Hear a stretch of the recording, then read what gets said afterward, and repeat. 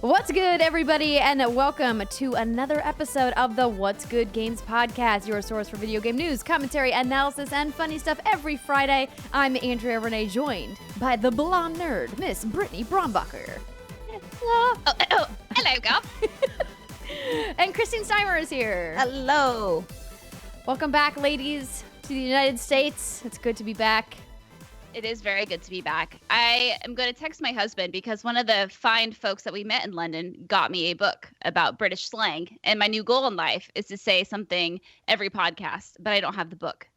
Well, I'm glad that you have your phone so you can text him so he can bring you the book. This is a necessary thing. Yeah, so we learned a lot of slang from our friends across the pond over in London town. We're going to be talking all about our trip to the UK in the third segment of the show today, but a huge thank you to everybody who came out to the meet and greet at the Marquee of Westminster. We had a fantastic time chatting with all of you, and like I mentioned, we'll recap everything we did while we were over there a little bit later on in the show. But we've got a lot of stuff to talk about because E3 is upon us. So we've got a lot of E3 plans to go over. But before I get to that, I want to remind you guys, it's Pride Month. Happy Pride, everybody. As a nod to our friends of the LGBTQ community, we are doing a special promotion in our merch store. If you go to whatsgoodgames.com/store, you'll see a couple of different Pride designs. And I've just added a third design, which I actually really like. I'm going to have to order for myself. All of the profits for the months of May and June from these Pride designs will go to GLAAD, the Gay and Lesbians Alliance Against Defamation. We really love what GLAAD is doing in the entertainment space, in video games in particular, and think that their advocacy is super important. So if you guys are interested in helping support the mission for GLAAD, or if you just want to get one of our sweet Pride shirts, head on over to whatsgoodgames.com/store. Also, as a reminder, we had this little thing called whatsgoodgames.com/DearWGG. This used to be locked behind a Patreon tier, but we have since made it open and available for everybody. We decided it'd be better to have one central place for you guys to send your questions to us instead of tweeting and Facebook and email. That of course, you're still welcome to reach out to us those ways, but this way it'll help us go to one centralized location every week for the show.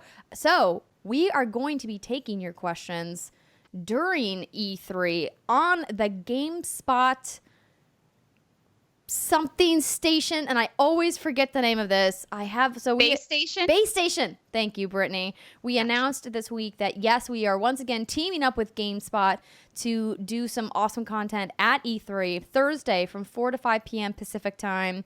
You'll be able to come on down to LA Live and watch us record What's Good Games live on site outside of E3. You do not need an E3 badge in order to attend the live recording of our show from 4 to 5, and then we're going to be doing a little meet and greet from 5 to 5:30.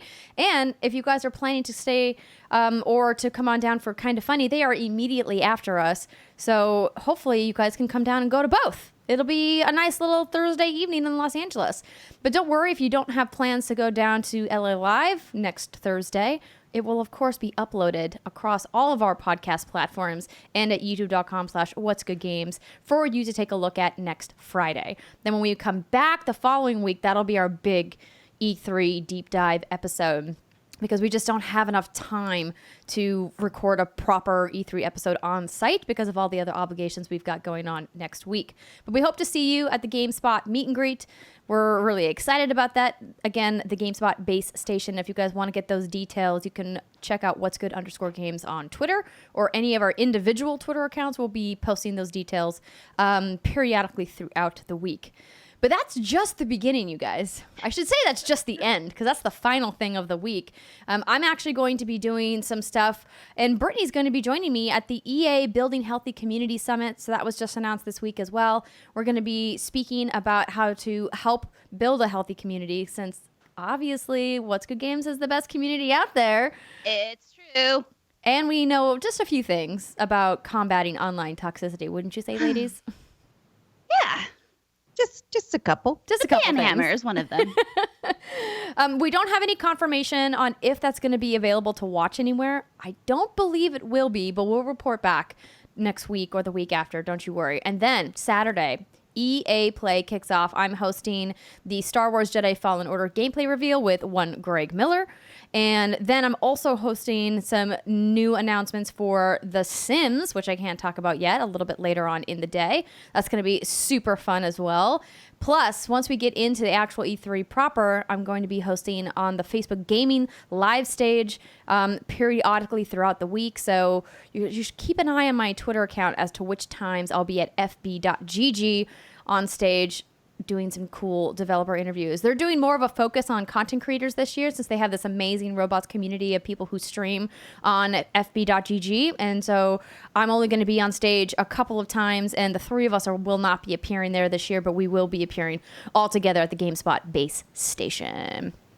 And we'll also be hopefully streaming from EA Play Saturday afternoon. We're still locking up those details. So again, the best bet for you guys, if you haven't already, is to follow What's Good _ Games, because all of the details will be there, and then of course we'll be tweeting them as well. So yeah, pretty typical of E3 week. Everything comes together last minute. Yes, it's very true. It super does. But it's going to be an exciting year. I'm pumped. Oh, I'm so excited. I'm always excited for E3, but this year, something about it, I'm even more excited than usual. It could be because of some of the games I know I'm going to be able to check out, but oh my God, it's going to be great. It's going to be real fun. And I was a good girl. Yeah. I didn't book back-to-back appointments like I normally do. Good for you. I know. I'm very proud of myself. I did it. You did it. I have a suspicion that once we get there, though, you'll be like, ooh, I didn't know this game was here or that game was there. And then magically your schedule will fill up again. Absolutely. No, I'm seeing about 3 or 4 games a day. So, I mean, that's a good amount. That's a good amount. That's a nice calm amount. Calm. And we're seeing some of those games together, which is very exciting. Yeah. But enough about E3. Let's move on and get to our first segment. I'd like to thank our Patreon producers for the month of June, Lincoln Davis, Alex Rigopulos, Faris Attieh, and Mohammed Mohammed. And welcome to our Patreon community, Drew Casada, Scott Lamond, Greg Shirvasidi. I think I maybe really butchered your name, Greg. I'm sorry about that. Falah, Jamie Domer, Excess Oddities, Lena Muller. It's got the weird. It's got the double dots over the U. It does? Yeah, okay, I don't remember how to pronounce that. I'm sorry, Lena. Christian Rodriguez, Robert Craig Nielsen, Stephen Amaral, Scott Edwards, Christopher Spink, and Jason Finelli. Welcome, everybody. I'm glad that you're on board. And before we get to the news, I'd like to say this episode of What's Good Games is brought to you by Fleur. Even if you spritz on perfume every day, here's something you might not think about. What's actually in it? That's why we're so excited about Fleur. They make stunning, non-toxic perfumes and list all of their ingredients online. You get a good scent made with clean ingredients, and the sample process is just plain fun. For luxurious perfume that's all about good, clean, fun, try Fleur, P-H-L-U-R. First, you're going to get to know each of Fleur's scents with pictures and words and even playlists on their site. Then you actually try them on your own skin and see how it works for your life. Fleur's world-class perfumers are scent artists, and these perfumes are their masterworks. Another cool thing, every Fleur scent is gender-free. But the best part is Fleur is a completely transparent fragrance company. They tell you every ingredient in their perfumes and why it's there. And the good news, they just introduced body wash and body lotion in the same sense, so you can smell amazing like Steimer all the time. Yes, smell like me. Yes, without fail, we say this every time we talk about Fleur, is that every time we see Steimer, when we pick her up from the airport, we're like, Steimer, you smell so good. And then we just kind of like awkwardly sniff her for a few minutes. I've been held a little bit longer than I sometimes care to be. Not by us, though. That was a joke, but no, yeah. For you guys, you can hold me as long as you want. Thanks. Just take a few hits off. Gotta get that hit of that Ciano scent that Steimer loves so much.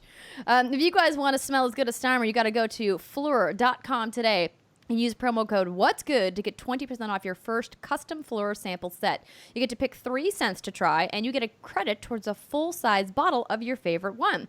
That's promo code What's Good at PHLUR.com to get your first 3 Fleur fragrance samples at 20% off. PHLUR.com. Promo code What's Good. All right, time for the news. So the first story is technically not really a story, but it's part of what Britt and I are doing at the Building Healthy Community Summit, so I wanted to drop it in there. Britt, you want to read this one? I would love nothing more. Let me scroll. Here we go. EA donates $1 million to fight against online toxicity via Variety. Electronic Arts is kicking off its 4th annual Play to Give campaign with a $1 million contribution to 3 not-for-profit organizations fighting for inclusion in games and against online bullying. Players can participate by contributing to the United Nations He for She campaign, Pacers National Bullying Prevention Center, and Ditch the Label. The Play to Give campaign runs until the end of the week on June 9th. This week, EA will also host its first Building Healthy Community Summit to discuss online toxicity and methods of building positive community environments. The summit takes place in Hollywood, California on June 7th and will feature speakers including Ditch the Label CEO Liam Hackett, What's Good Games nerds Andrea Renee, and the amazing wonderful Brittany Brombacher, as well as members of EA Studios and community program team and various influencers from the gaming community. It was really weird just to read my name now. As we they didn't call us nerds for the record. As we create games for hundreds of millions of players around the world, it's very important to us that players feel like they can engage and enjoy the experience without fear or threats or harassment, said Chris Bruzzo, Chief Marketing Officer at EA. With the help of our Play to Give partners, we're working to create safe and inclusive spaces where everyone can play. This year, we're also hosting the first Healthy Community Summit to bring together influencers and leaders across the gaming community to fight toxicity in games. Yeah, it's going to be great. Yeah, this is good. This is a great thing. And this isn't something that I think only EA can benefit from, obviously. There are a lot of games out there and toxic communities related to said games. And it's really cool that someone's stepping up and being like, hey, we want to get top execs involved and we want to have a conversation about what we can do. I think for us, and this is something I've learned, is being on the side of community building, you feel like it's very obvious, like what it takes to run a community and what it takes to build something healthy. But clearly, you know, it's not as easy, or it's not like common knowledge necessarily for everyone, especially if you're on a different side of the industry. So I think it's great that they want to pick our brains and chat with us about it. And I think a lot of people can benefit from this. I think it's funny to me. It's not funny, but I'm like, this makes sense for EA because they are by far the most vehemently hated group of games, I would say. Like, they probably rival Activision. They probably go back and forth, but EA takes a lot of flack. So kind of makes sense. No, they do. And the irony of it is that EA actually has a lot of programs like this that are instituted across their many offices around the world. Even though they have been voted, like most hated game company or whatever that title was. Oh, yeah. Like worst company. Right. Of something. For years in a row, right? Yeah. But if you talk to people who work at EA, like none of them feel that way. At least the ones that I've talked to in the time that I've worked with EA. Obviously, I can't blanket statement every employee that's ever worked at EA. That's literally thousands upon thousands of people. But the thing that I love about why they asked us to be involved is because we obviously represent a community that has to fight online toxicity on a consistent basis. And I think, as Britt said, it may seem obvious at face value what you have to do to build a community, but there's a lot of creators out there and game makers on both sides that aren't willing to make the hard choices in order to make inclusivity happen. Being inclusive just doesn't exist on its own. You have to work for it. You have to push for it and strive for it and make sure that your community is open to it. Because by nature, I think people, are part of our herd culture as humans, and being part of like that species is like we want to stick together in our groups and our cliques, and we are afraid sometimes of things that we don't know about or people that we don't know about. And so if you encourage people to explore other cultures, other religions, other ways of living, people who have alternate genders, right? If you open and foster a community where people can discuss that stuff without the fear that they're going to be judged for how they live their life, I think that is a really safe and positive place. And I think what goes hand in hand with allowing people to be who they are openly is also combating bullying on its face every time and not letting anything slide. And that's something that we've been really diligent about, here in What's Good Games is like, listen, there's no place for people to be jerks in our community. And I think that's something that a lot of other creators struggle with, is because they get to this point where they're like, well, I don't want to block this person because then I'll lose them as a subscriber. I'm like, we would rather have them gone from our subscriptions than have them being in our community being an asshole. Yes. Mm-hmm. Like you have a garden full of beautiful flowers, and then you get that asshat weed that pops up. And at first, it's just one asshat weed. But then the asshat weed multiplies into more asshat weeds. It calls its friends over, and it's like, hey, this beautiful garden tolerates these asshat weeds. And before you know it, you got a garden of asshat weeds. You got to nip it in the ass. Yeah.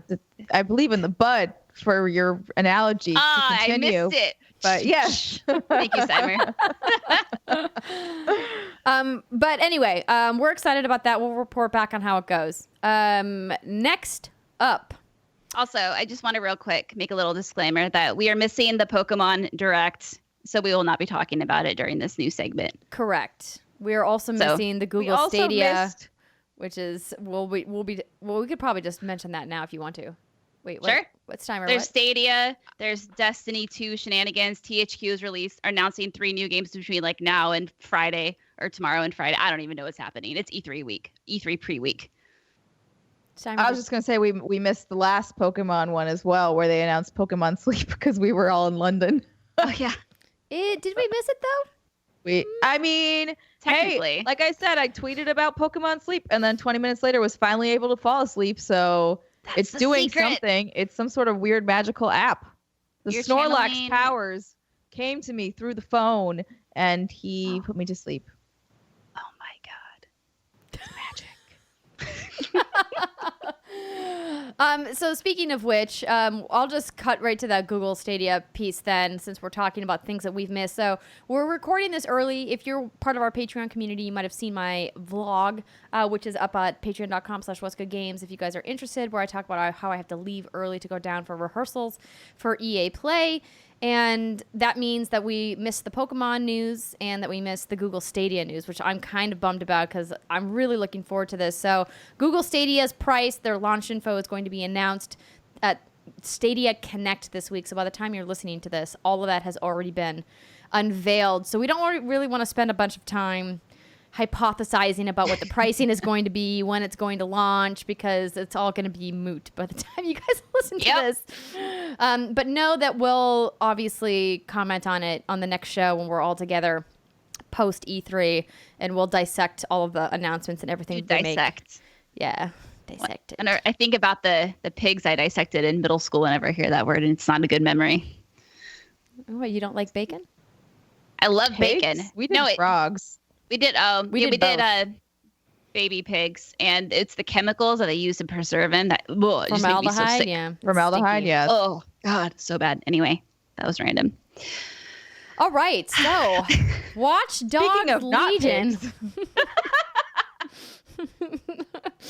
has leaked. It's set in a post-Brexit London, and it lets you play as any NPC. So this write-up comes from Polygon, and it says now official. Did you write that in? Who wrote that in? Yeah, Brittany, I think wrote that. They tweeted out something. A teaser. Yeah, they didn't confirm any of this information, but they did acknowledge that the game is called what it's called. Watch Dogs Legions? Yeah. So can you pull up that tweet for me while I read this write-up from Polygon? It says, Watch Dogs Legions will be the third entry into the Ubisoft open world franchise built around hacker culture, according to a listing on Amazon UK. The posting was first spotted by the nerdmag.com. The product's description says the game will be set in a post-Brexit world in which society, politics, and technology have changed and altered London's fortunes. The listing states that players will be able to play as any character in the game's open world. Quote, every individual you meet in the open world has a full set of animations, voiceover, character traits, and visuals that are generated and guided by gameplay systems.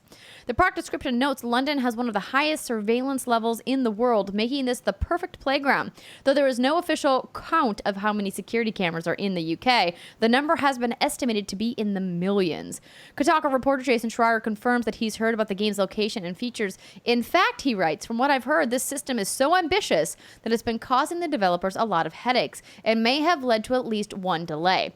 On the video game forum Reset Error, senior analyst at Nico Partners Daniel Ahmad also claims to have heard the same title and description ahead of the leak. Oh boy. I had no idea that we were under that much surveillance when we were all in London. Oh shit. Everybody was watching us. Andrea, the footage of us like in the alley. I mean, we better make sure that doesn't. I don't know what you're talking about, Steimer. Oh goodness. Yeah, so if you go to Watch Dogs game Twitter account, it was fairly active until late 2018, but now they've tweeted as of 2 hours ago, God save the NPCs, reveal at E3, hashtag Watch Dogs Legion, hashtag UBE3, and then in their bio it says see you at E3. Okay, so they confirmed Watch Dogs Legion and the UK and part then. The NPC part obviously makes it sound like that part is true as well. Yeah. God save the NPC. You would be hopping around a bunch of NPCs, which is crazy. And I love how they're like, this is, ambitious. It's been causing developers a lot of headaches. I'm like, yeah, no shit. That sounds fucking complicated. Sounds really complicated. I'm curious, how expansive is this system going to be? Is it you're just like walking around and you see an NPC and you're like, I'm going to take over your body and soul. And then you can just like walk around and experience them. Why would you want to do that? I'm sure it has something to do with the mission structures and whatnot. Yeah, it might be like puzzle solving or whatever. Like, I need to be this person in order to get into this area. I don't know. I have no idea. I was always pretty impressed by the level of detail in the two first Watch Dogs games when you would hack people's phones. You could look at descriptive information about who they are, kind of like personality traits, what they do, their job, things like that. And they wrote a lot of detail across so many NPCs in the world. And now it appears like they're taking it one step further in a really ambitious move to be able to allow you to kind of hot swap between these people. Giving them individual VO, I think, is a super ambitious thing. And full set of animations and character traits had me a little worried. So I talked about this on KFGD a little bit, but I think doing something that ambitious is good. I think we need to be pushing the boundaries of what gameplay can do, particularly at the end of the console life cycle where we're at right now. Or potentially, if this is, like a launch title for next gen, looking at what, these new processors can handle. However, I had mentioned one of my concerns that as much as I love Ubisoft open world games, they don't really have the best history of doing human facial animations in their open world characters. In fact, they've had several instances where it's gone terribly wrong. So it makes me just a little concerned that they're doing something this ambitious with human characters. So I'm like, I don't know, guys. How's that gonna look? I mean, it might be more because it doesn't say that each one has a unique set of these things. It's like unique, like handcrafted unique. It kind of sounds like a little Sims-ish in some certain ways, where it's like, okay, this character is XYZ. Every individual you meet in the open world has a full set of animations. That doesn't mean it's a unique set of animations. It just means it has a full set of animations. Right. My guess is that it's going to be recycled, voiceovers, maybe like 1 out of every 10 characters. I mean, I don't know, but that's the way I imagine it would go, is like 10 different voices and each NPC is randomly assigned a voice and you'll get that person. And, if their facial animations are mapped to cover all of the NPCs, I mean, we don't know any if this is true, but I could see that getting a little wonky. There'll be some fun jank in this game for sure. Yeah, it just makes me concerned that if they do go that route where they are reusing assets, then is it going to be weird when you're playing this open world game and you're in like hour 20, hour 40, hour 60, and you've re-seen or reheard these same NPCs over and over and over again? Well, I personally still didn't even understand the draw, like Brittany said, of what the point of switching is. There's obviously got to be some sort of gameplay mechanic tied to that a little bit stronger than before, because before you were just hacking people. You didn't really need to be them. So I'm just curious to see what this is all about. Yeah. Yeah, the name to me suggests that you're going to be recruiting people to the DedSec cause, right? Like Watch Dogs Legion. It's like recruiting people. We're going to form an army. We're going to form, I don't know. I am Legion. Like a clan or something, right?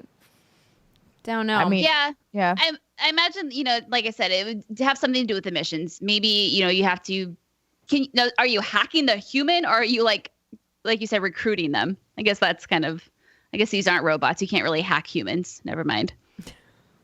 I mean, maybe you can. I don't know. I don't know how far science has taken us in the year 2019. I guess it depends on if they have implants or not. It was interesting. I just watched this whole piece on last week tonight about how many people have devices implanted in their body.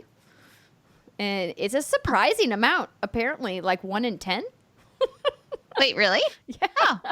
Like in the United States, not worldwide. But that's interesting. Because it was the whole point of the story that they were doing was about the difference between medical devices that are FDA approved and FDA cleared, and how there's all of these FDA cleared implantable devices that actually never go through human trials and never get tested or checked that they're approved via this weird loophole, and that all of these people have died. And oh, fuck. But like they made this joke about how like we all have like computer robot parts installed in us, and I was like, wow, I didn't think about it that way. But we'd all set up the X-ray machines. It's true. Or would we? It's all conspiracy. They're all letting us think we don't have robot parts in us by letting us go through the scanners. Yeah. Oh my God. TSA's in on it. Wow. I kind of like where you're going with this, though. We're all a little frazzled, can you tell? Oh my God, yeah. I've had some real special moments the past 2 days.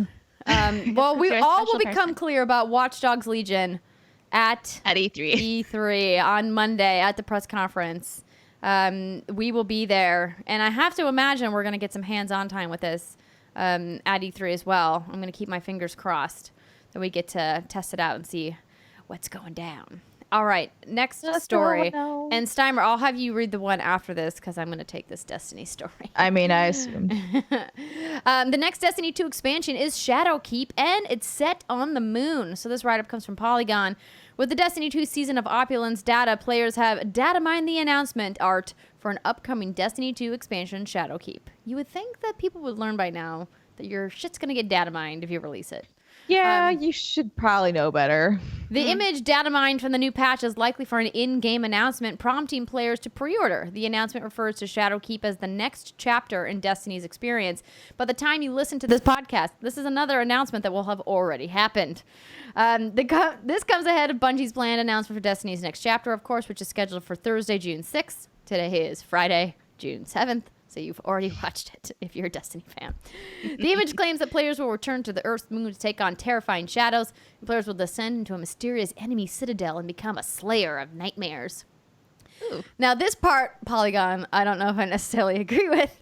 The moon was a fan favorite location in the original Destiny, where players first encountered the Hive race. The key art for the expansion depicts a giant fortress on the moon, with the Earth and the Traveler hovering in the background. The data mine also reveals the Shadowkeep will have a collector's edition. Destiny's smaller Year 3 expansion, Rise of Iron, didn't offer a collector's edition. It's probably for the best. The inclusion of one of Shadowkeep could mean it's a full-fledged expansion like the Taken King and Forsaken. Bungie will likely reveal more details during their stream. Obby. No shit. Duh. Also, the only thing I remember about the moon was that wizard came from the moon. Oh, yes. Dinklebot. I've got my Dinklebot back there. Still got Peter Dinklage's voice in it. Now it's Nolan Bot. Yeah, now it is Nolan Bot. It's true. They never made a Nolan Bot version. They've only ever made. Or would it be Northbot because he'd be using his last name? Oh, I like Northbot. I like Northbot. Northbot sounds better. Cute. Yeah. He is also like just a way better ghost VO actor. Dinkle was fine. Dinklage, that's his name. Peter Dinklage. Yes. Dinkle. Dinkle. I don't know why I said that. Because we call him Dinklebot because they don't say his full name with it. Correct. They shorten. Dinkle. Dinkle. I'm sorry, Peter. You are a fantastic actor. I love you. He is not listening to this Tyrion. podcast. I do not think he'll take offense. Oh. Okay. So Shadowkeep. Are you going to be so hyped for this, Andrea? Are you getting the collector's edition? Don't mince words, baby girl. Listen, here's the constant conundrum of Andrea Renee Destiny fan. I'm definitely getting the collector's edition. I definitely don't like that it's on the moon. I love this. I love Andrea Renee Destiny. That should just be your new title at life. Yes, it should. I just don't understand why we have to go back to. We keep going back to places that we've already been. I mean, I do really appreciate that in Forsaken they introduced the Dreaming City and we had all of these new destinations and we got these new raids and it was all real cool. And they brought in, Gambit and blah, blah, blah. They did a lot in Forsaken that I was really happy with. I guess from a specific standpoint, I understand why they want to reuse some assets and maybe update them a bit and add some new areas. And there was certainly a lot on the moon that was left unexplored, and certain areas that you could never go to, but you could see like in the sky boxes and stuff in the distance. And so that's kind of neat. Do I like the Hive? No. Nobody likes the Hive. Whoa, No. that was really loud in my own ears. You were very passionate. So, and like I hear Slayer of Nightmares. I mean, that also to me makes me think of the Taken. So if it's like Hive and the Taken, like, or if it's worse, it's Taken Hive, which are the most terrible. I hate those nights so much. I think that this will be fine. Like, honestly, it's going to be interesting to see what Bungie does in a post-Activision world. This is going to be their first major expansion that they're publishing on their own without Activision. So I'm going to be interested to see how it's going to go for them and what, if anything, they're going to do differently than what we've seen them do in previous expansions. So I'm excited to jump into Season of Opulence when E3 is over. I'm kind of bummed that I can't jump in now. I knew that the raid was never going to be an option for me. I still haven't done the last raid. But I do like that they have power bounties so you can kind of surge your way up and catch up with people. And I'm definitely going to jump in with the What's Good Guardians once the dust has settled. But yeah, I guess I'll be watching the stream along with everybody else this week and seeing how I feel about it. Yeah. I'm excited about the saga of Andrea and a Destiny player and Destiny to continue. It's like a love-hate thing. I know you don't hate it. It's a love frustration thing. Yeah. So it's like, I got that scale of a 1 to 10. How much are you in love with Destiny right now? Last time, I think it was like a 7 or an 8. So we'll see how you're doing. Yeah, it varies quite wildly. Sometimes I'm like all in on Destiny and I'm like, oh my God, this is the best. And then other times I'm like, oh my God, I fucking hate this so much. Make it go away. I feel like that's most Destiny players though. At least the ones that I talk to. That sounds correct. It's never like I'm always loving it or always hating it. I guess people that always hate it don't play. So there you go. There you go. Logic. All right. That's so true. another thing we'll catch up with you guys on next time we are back post E3. All right. Steimer, Yeah. you're up. This is sort of a weird story. It is. It's sort of a weird game. Yeah, the reason I put this story in is because we didn't get a chance to talk about that crazy reveal. The actual, yeah. So Yeah. while we were out, popping a boff. Wait, what? Popping a boff? I didn't mean that. What? What's that? What does that even mean? It was me stumbling over my words. It's not really a... I meant to say popping about in London. I'm Googling this. Popping Popping about. Cheerio. Oh, yes. Death Stranding released some stuff. So this is a sort of a weird non-story, but the end gets story-ish, so stay with me. Kojima outlines key Death Stranding milestones. This comes to us via Eurogamer. Death Stranding developer Hideo Kojima has revealed the milestones he considers key to bringing both his studio, Kojima Productions, and his ambitious, mysterious game to life. Quote, in January 2016, Death Stranding only existed in my brain. Now it became too real and was able to announce the day thanks to everyone at Guerrilla Games. And then this quote gets cut off, so I don't actually know what he says after that. But something profound.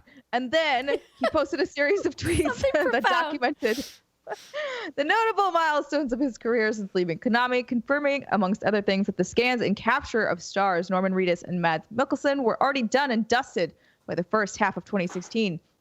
And KJP, Kojima Productions, didn't select the engine it was going to use to develop the game until autumn/Q3 of 2016, less than 3 years ago. Kojima also shared a number of candid photos from the event specified, including some of Reedus, Mikkelsen, and co-star Guillermo del Toro. Kojima recently confirmed Death Stranding will release later this year, November 8th to be precise, along with a lengthy new trailer that shows a meaningful chunk of gameplay. And as an aside, a lot of confusing terms. The video also gives us a sneak peek at the kinds of things you'll get up to in the game, including stealth, vehicles, exploration, and the highlight of the teaser for many, a super cool ladder. I mean, that was a cool ladder. I paused the video during that to watch that ladder in action and like actually look at it. You were like, oh my God, zoom in, enhance. So this was a really interesting / Didn't we watch this together, Andrea? We didn't watch the whole thing together. Yeah. We tuned into the very end of the live stream. This 9-minute video with some gameplay and a lot of weird shit, man. It's weird. It's definitely a bizarre game, and like some of the things Kojima has said after is like this game is about connecting with other members of the human race, and like we are all divided, and humans are not meant to be divided. We are meant to be a pack. So like, all right, cool. Yeah, I watched it, and I feel like after I watched it, I feel like I watched a trailer for like 10 different games. Like, what is this thing like all thrown together? There are like zombies. There are babies that apparently connect you to the other side of something. There are weird, what I call BT things with that little like claw I hate those thing. things. Those things are creepy. Yeah, I have no idea what's happening, but I will say I need to play this game yesterday. I am so excited for this. It's so weird, and I almost don't want to know anything else about it. I mean, granted, I know nothing about it right now, actually. I was like, what do you know about this game besides the actors in it? I know absolutely nothing, but it's so weird. And because it is a Kojima game, I feel, and this could be a bold statement, that this could very well be one of those definitive games that is abstract art. And it's, you know what I mean? Because it's so odd that depending on how this is pulled off and how it's executed, it could just be like one of those games for the books where you're like, whoa, this was really weird. That happened. Yeah, that happened. Go in with an open mind. You're going to get an awesome experience. But obviously, if you're looking for something streamlined and something that makes sense, that you're probably so turned off by this game right now. But I need to play it. I have to get my hands on this. I need to know what's happening. And all the gameplay we've seen so far has just been Norman Reedus walking around on mountains and cliffs and shit. But yeah, that's the part that confuses me the most, where I'm like, am I just walking around with he was ladders? shooting with ladders, ladder simulator, Shoots and Ladders featuring Norman Reedus. Oh my God, Shoots and Ladders would be amazing with Norman Reedus. Yeah, and we see him shooting something, and then we see him dodging enemies and getting into melee combat. But I mean, I don't want to melee combat people. Do I have the baby? You want to send the baby? Let baby go in. Do my recon missions for me in your weird hybrid suit thing. What if he was like Krang? I don't think I can. I don't know if I'm going to be able to make it through this game because the baby creeps me out a lot. Oh, the baby's super creepy. But his name is Krang, right? Or is it the guy from Ninja Turtles, the brain? Yeah, it's Krang. Yeah, I want that. I want that suit, and I want that baby in it, and then I will 100% down to play this game. I think that would be fucking awesome. Oh my God. That would be, honestly, I would not put it past this game if that happens at some point. I am waiting for it. I think that's going to be the twist. Baby gonna get out there, fuck some shit up, and his big old Hulkman costume, robot suit, whatever you want to call it. Dude, that can be a cosplay for you, Steimer. I mean, sure. You can get a little baby, put it in a little jar. Am I the baby? Oh, you could be. I mean, sure. I can fit you in a little jar, and I can wear the costume. Oh my God, that would be hilarious if you walked around with Steimer in like this jar on your back.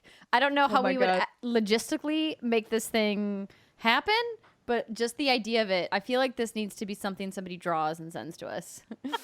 That would be fantastic. Oh my God, so good. But yeah, I don't know if I'm excited for this game, but I am definitely intrigued, fascinated by this game. And like, I do need to play it at least for a bit to figure out what it is. Yeah. It's a head scratcher for me. I appreciate that there's people out there that are, diehard Kojima fans that are like, OMG, I can't wait for this. But I just am from the sidelines going, like, what the heck is this game? What? I don't understand. Like you, I'm going to, probably give it a go later this year and see what it's all about. But I'm skeptical. Yeah. about what this game is. Yeah. Rightfully so.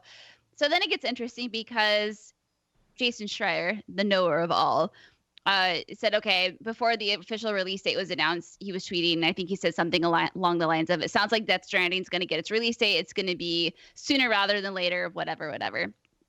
And then it releases. And then he said in the same tweet that TLU 2 appears to have been pushed back to 2020.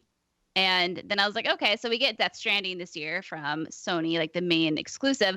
But what about the other ones? And so someone tweeted to Jason Schreier and they said, so we could possibly be getting at least Cyberpunk TLU 2, Ghost of Tsushima, the GRR Martin from Software game, 1 to 2 Ubisoft AAA games, and Final Fantasy VII Remake Part 1 in the first half of next year. And Jason Schreier responded with, based on what I've heard, yes to all of those. 2020 is gonna be wild. Not super related to Death Stranding, but still. Oh, I was like, yeah. No, not super, but yeah, because he kind of like turned into this little like thread about like upcoming game releases, and I thought that was interesting. Well, you know, as game dev goes, everything changes all of the time. It's true. Ain't that the truth? All right. Well, listen, that's going to wrap up our news segment. As we mentioned, we are missing some key pieces of news this week since we have to record early due to my rehearsal schedules. Apologies, fam. We will, of course, recap as much as we can when we get back. But stick with us because we're just going to take a quick break. And when we come back, we've got lots of games to talk about, including some recently unembargoed, I don't know if that's a phrase, stuff that I played at Judges Week that I can talk about now. So you'll want to hear about it. We'll be right back.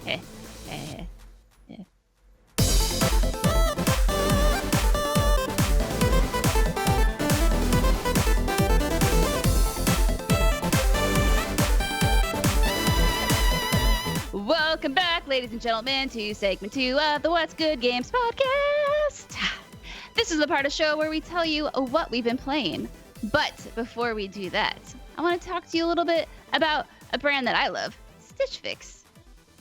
Andrea, describe your look in one word. Awesome? Yes. Is it? I don't know. Probably not. No, I think it is. It could be casual, sophisticated, or playful. However you dress, Stitch Fix has the expert personal stylist that can help you look your best. Personal style is like a fingerprint. Everyone has their own. It could be awesome if you're like Andrea. Whatever your style, the expert stylists at Stitch Fix are ready to help you express yourself. Not all clothes are fit for all men or women, and with Stitch Fix, your personal stylist will send you clothing that makes you look your best. Less one size fits all, more this fits your style. Stitch Fix is an online personal styling service that delivers your favorite clothing brands right to your door. To get started, go to stitchfix.com/what'sgood, answer some questions about your preferred style, and your personal shopper will ship you a box of clothes, shoes, and accessories. I got my most recent Stitch Fix box in, and I got a super cute like pink jacket and some jeans that I never knew good jeans until I started getting them from Stitch Fix. And it's the truth. It makes a huge difference, and it's like, oh, I can be comfortable all day and not feel like I have sandpaper on my legs or my butt. It's a great feeling. Steimer. I was just shocked that you had jeans that felt like sandpaper at one point in your life. I mean, that could be because my legs were really hairy too. I mean, who could say? So there's no commitment required, and you only pay for what you keep. Shipping, exchanges, and returns are always free. Plus, the $20 styling fee is automatically applied toward anything you keep from your box. You'll never have to think about looking good again with Stitch Fix. You can get started today at stitchfix.com/what'sgood to get an extra 25% off when you keep everything in your box. That's stitchfix.com/what'sgood. stitchfix.com/what'sgood. That ain't no joke. An extra 25% off is a lot of a discount. It is. It's a good one.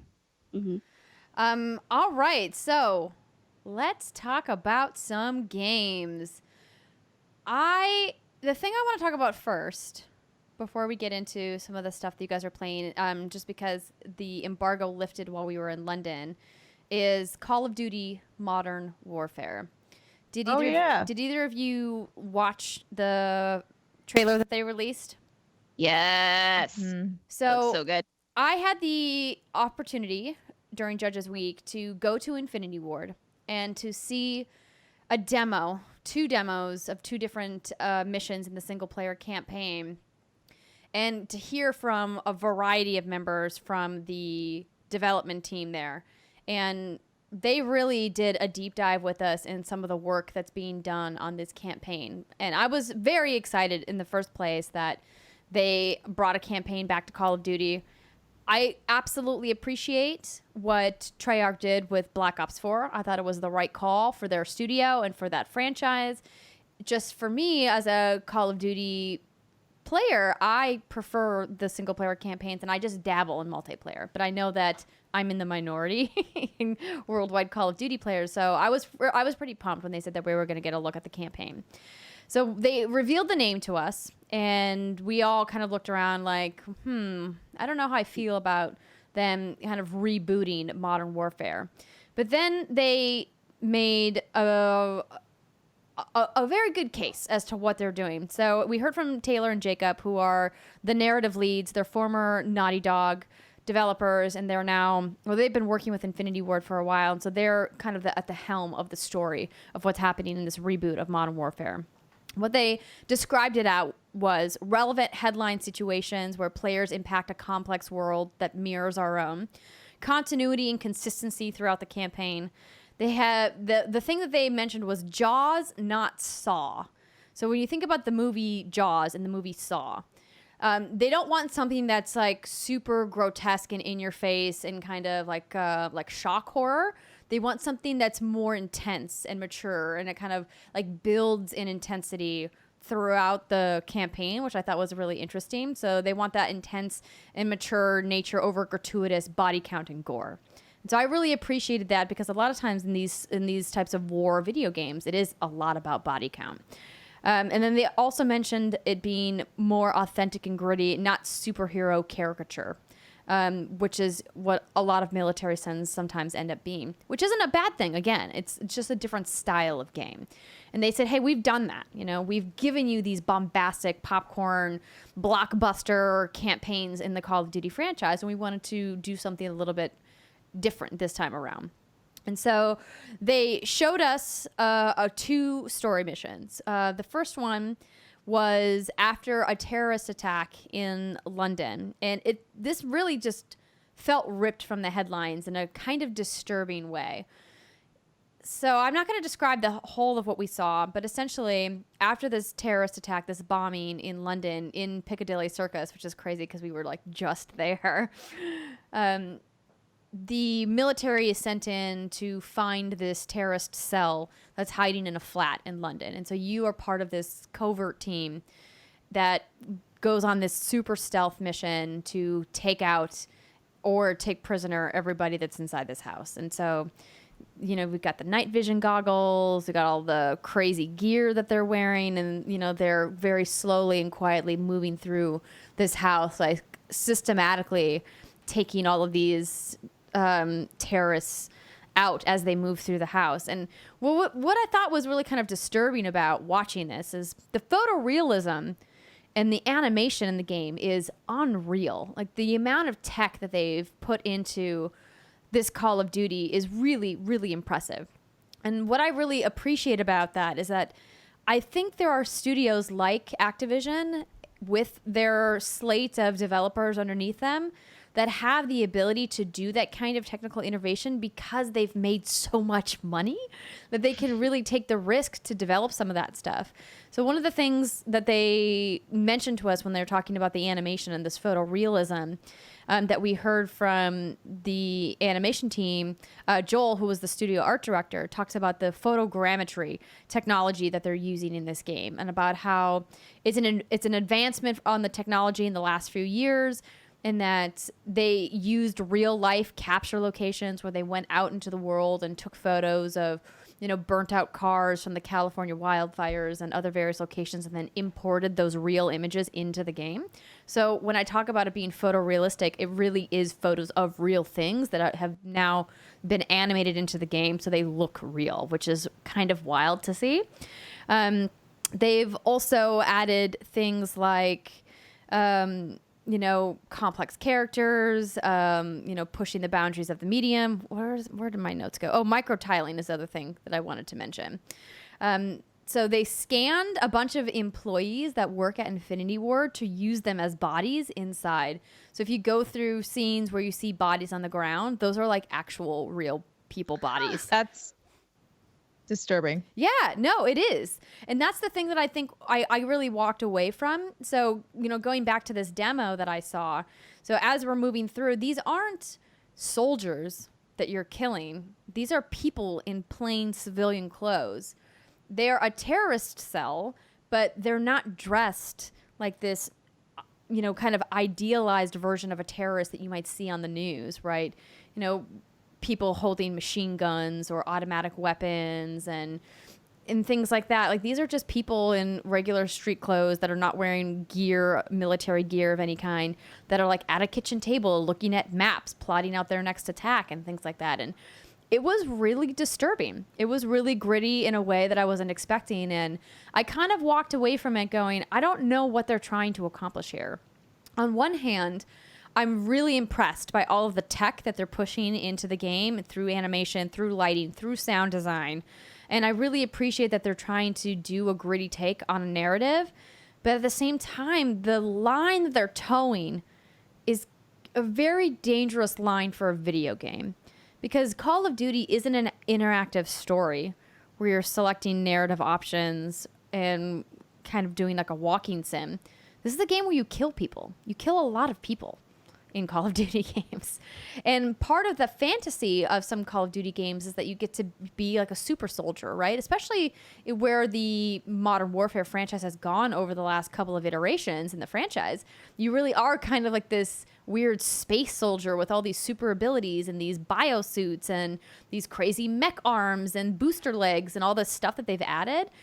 And so I'm really torn between, is this the right call for them to do something this controversial, or have they taken too much of the fantasy out and now they've made it so realistic that it's almost like you're playing a live leak video, which is something that this idea of these live leak videos kind of was something we tossed around a lot when we were discussing it as judges after we saw it. It's like, it feels almost too real.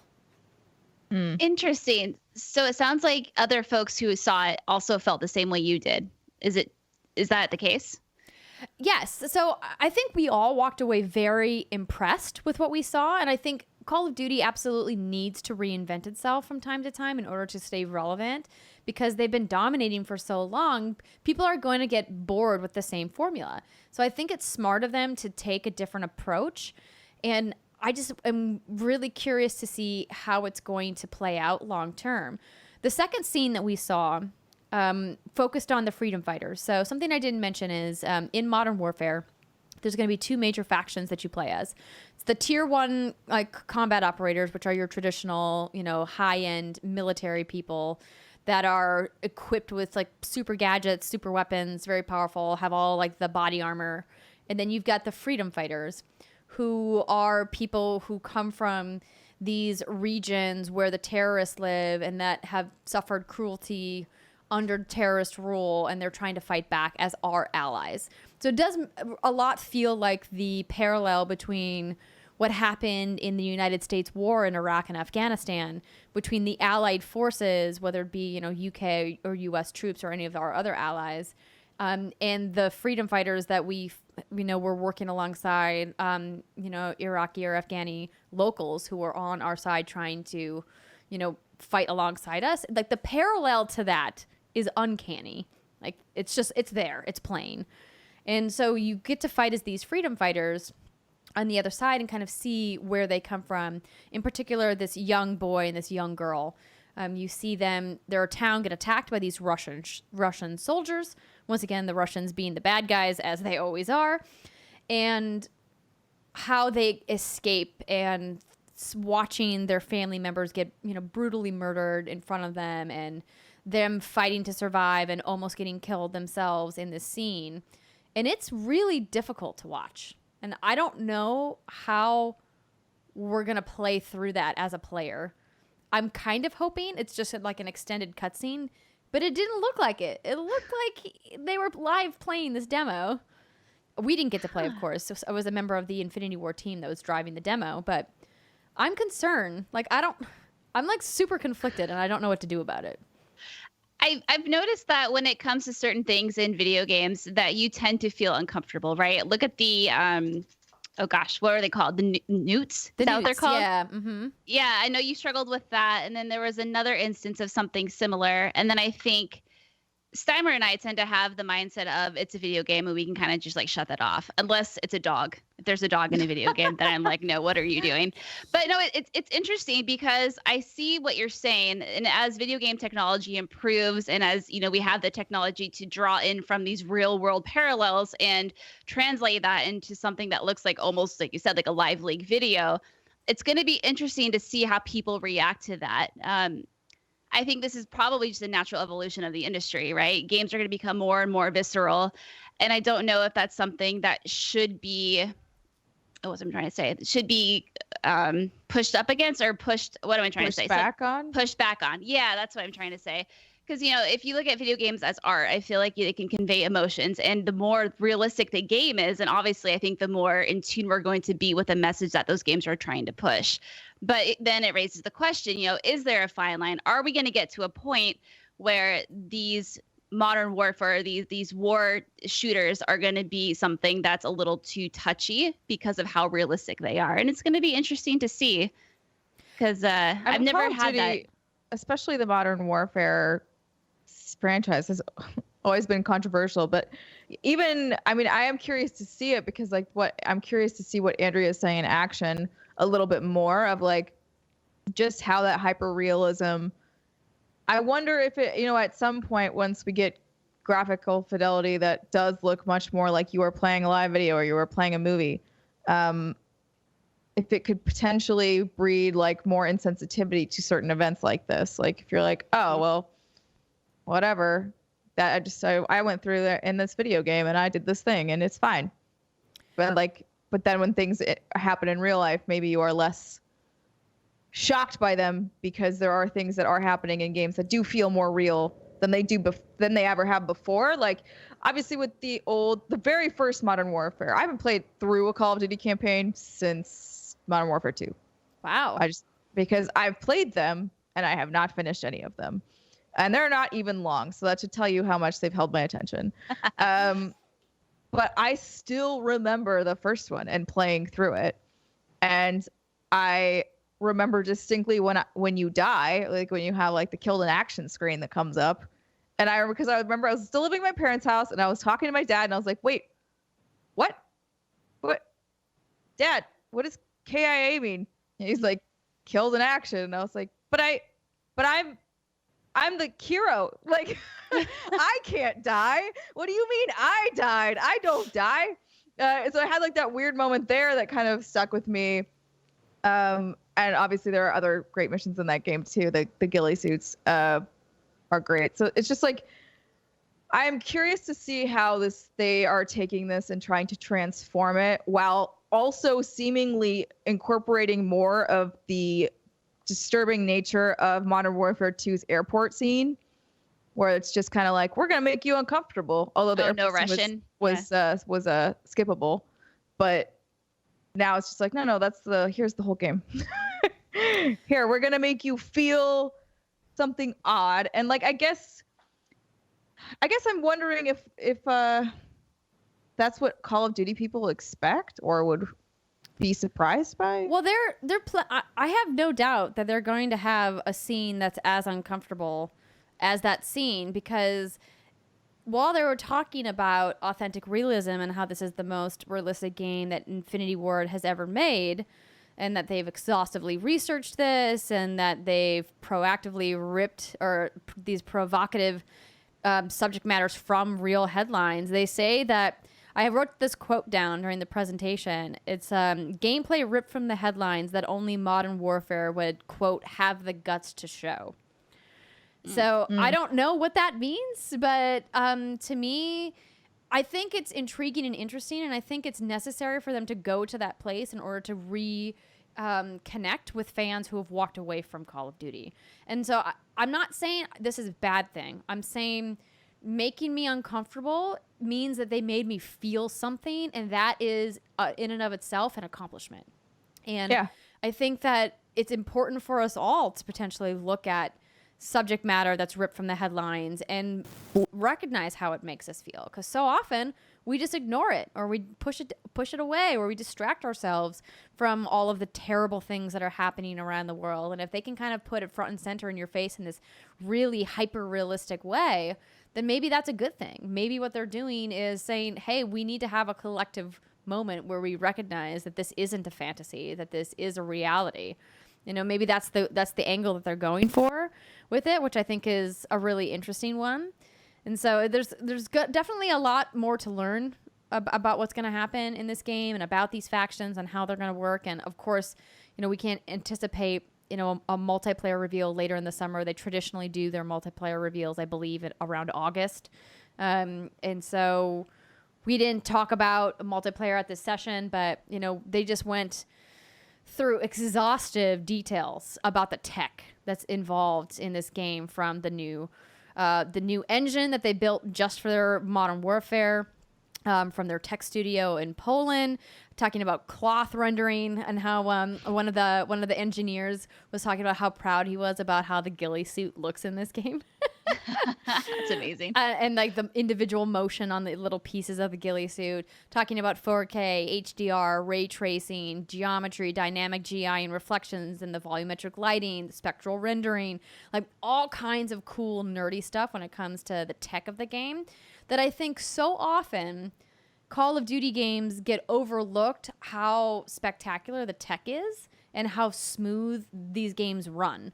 Like, people love to hate on Call of Duty, and I'm not saying that you don't get to have your feelings about it, but I was always a staunch supporter of the amazing tech and the amazing game development that went into Call of Duty games. Whether or not you liked the gameplay, I think, I would hope people would be able to put aside and say, yeah, maybe playing matches of domination over and over again isn't my thing, but the fact that I can recognize that the way that game runs is pretty smooth, and they don't generally have a lot of bugs and problems in their campaigns, is maybe worth giving them at least a nod for.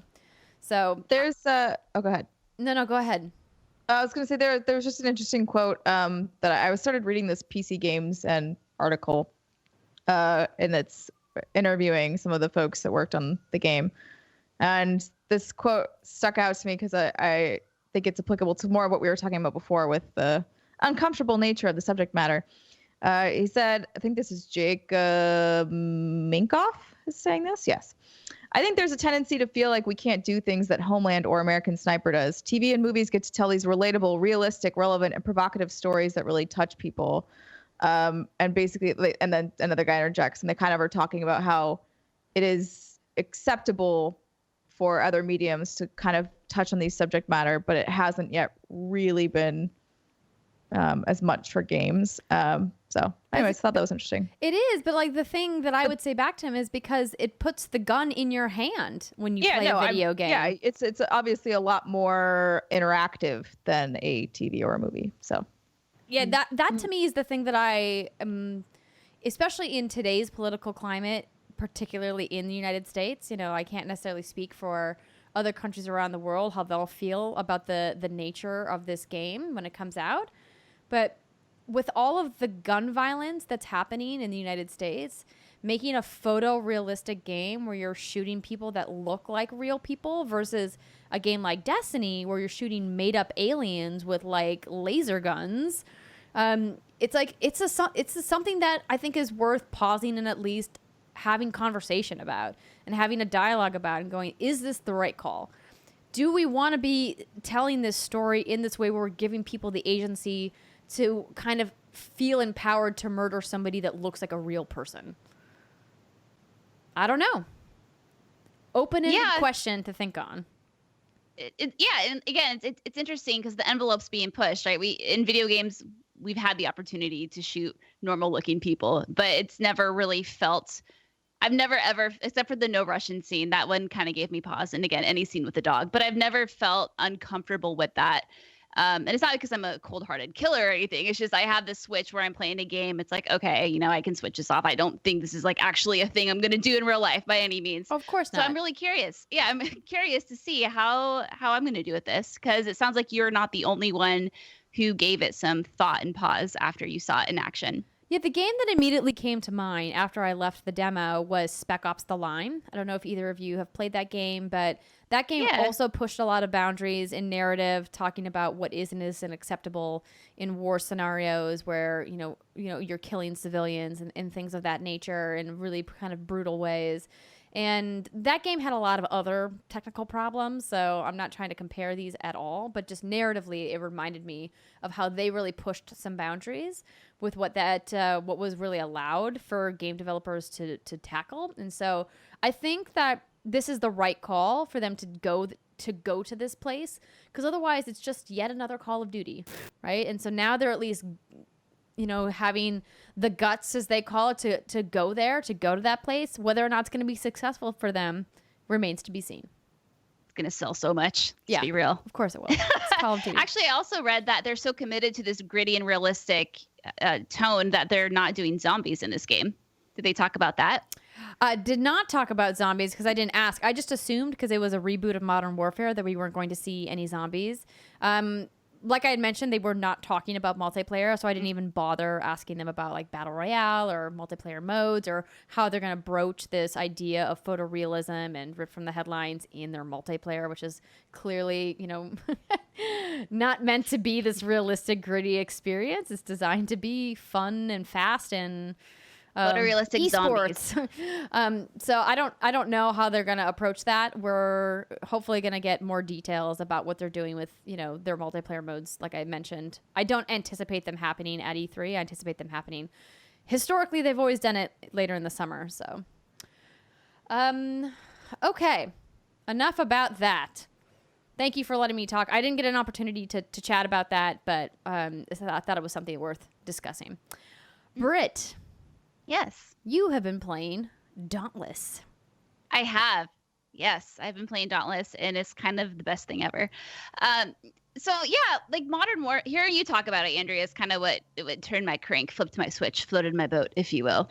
And I have always been interested in Monster Hunter, but I think the reality hit me as soon as I started playing it on PlayStation 4. It was just that, or Xbox, whatever I played it on, there's too much going on. I know some people love all the micromanaging and like having to cook your meals and use your little whetstones every now and again. But to me, it was just, I had the most fun when I was actually hitting the damn monsters. And that's, I think, ultimately why I stopped playing. The UI got too much. It was just too much to handle. So when you were talking about it and you said you just go, the fat's trimmed, you just go kill the monsters, I thought, well, that sounds lovely. And that's exactly what it is. I love that there's, like you were talking about RPG elements, you get to level up your armor and your weapons, and the weapons are fun to play, and you literally just hop in, you kill a thing, you get your materials, you hop out, you hop right back in. And I've just been having a blast with it. I've bought some custom arrival emojis. I got the logging in, where you literally drop in as a log. And then that's pretty funny. And then you like pop out of it and it's like, but yeah, it's just so much fun. It's a perfect game for me and Jason. We've been playing it just to kind of pick up, do like 5 or 10 hunts and then set it down, because, it is story light. And that's something you also mentioned. And that's fine, because I think where this game really shines is the gameplay and the hunting of the monsters and figuring out what the weak points are and working together and figuring out what the best, because each monster is different, right? If you're going to have someone really fast or something that flies or something heavy, you're going to want to adjust the weapons that you're using against them. And I think this is a really cool thing. I think Dauntless is really neat in what it's doing, and I think that there's a reason it's as successful as it is. Yeah, their launch numbers were really impressive. I think they touted 6 million players in launch week, which is fantastic. Congrats to the team at Phoenix Labs. I jumped in this week. I'm gonna admit I spend a little bit too much time in the created character section. Dude, there's so many options. Unfortunately, when I created my character, the game was like early, had just like launched publicly, and so it was crashing. So I had to create my character like 5 times. Oh no! Before I got one that stuck. So now my lady kind of looks like a blonde Skeletor with pigtails. Yeah, but you can change your appearance at any time. I know, which is great. I know, and I need to. I kind of dig it though. I'm kind of attached. That sounds right. Yeah, I immediately bought dyes because I needed to have my armor like pink and purple. I was like, let's go. And thank you to Phoenix Labs for providing us with some specialty codes to check out and see some of the customizations in the game. As we mentioned, this is a free-to-play game. So if you guys want to check it out, I believe somebody has started a Dauntless WGG guild. Mm-hmm. I've been a little busy with the E3 prep, so haven't gotten a chance to do that. But with crossplay, we can all play together, man. The future is here. Yes. Very exciting. Cool. Steimer, you have been playing a couple things. You played some Unravel on your Switch, Unravel 2 on your Switch when we went to London. Yes, when I was flying to and from good old jolly London town. I was like, I want to play something, but I want to play something cute. I just want to play something that I can kind of like chill with. I don't have to think too hard about. I can just go. And then I went through the good old Nintendo store and was like, Unravel 2! I forgot about that game. After playing it with Brittany at E3, where we had a glorious time entertaining the developers during that demo. Yeah. So, it's not as much fun without you, Brittany. Okay, good. Say it right now. Good. But otherwise, it's a really cute puzzle platformer. You have to figure out exactly when you need to move which character where. My only complaint, and it is the one thing that drives me absolutely fucking bonkers when I'm playing this game, is that the mapping of switch between the characters and combining the characters is the same button. And so a lot of the time I will sit there and be like, fucking merge, god damn it, merge. And it's just like bloop, bloop, bloop, bloop, bloop, bloop, like back and forth between them. And I'm like, become one. I'm going to like flip a fucking table. God damn it. Become one. And like, so become one. They didn't listen to that song. So they're just like hopping back and forth. I don't know what's going on. If you don't have that, if you are playing with somebody, you won't have that problem because you won't be needing to combine them. You can just go.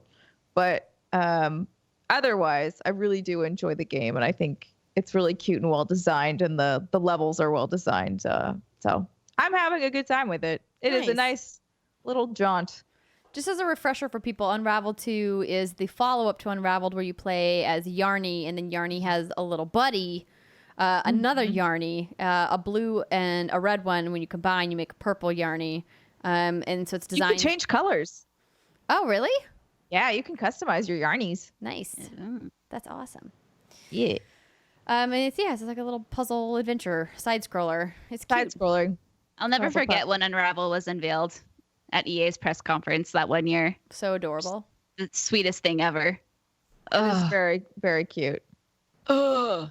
I just played through this level where a fucking chicken was running after me, and I was like, no! Oh, yeah, I remember that.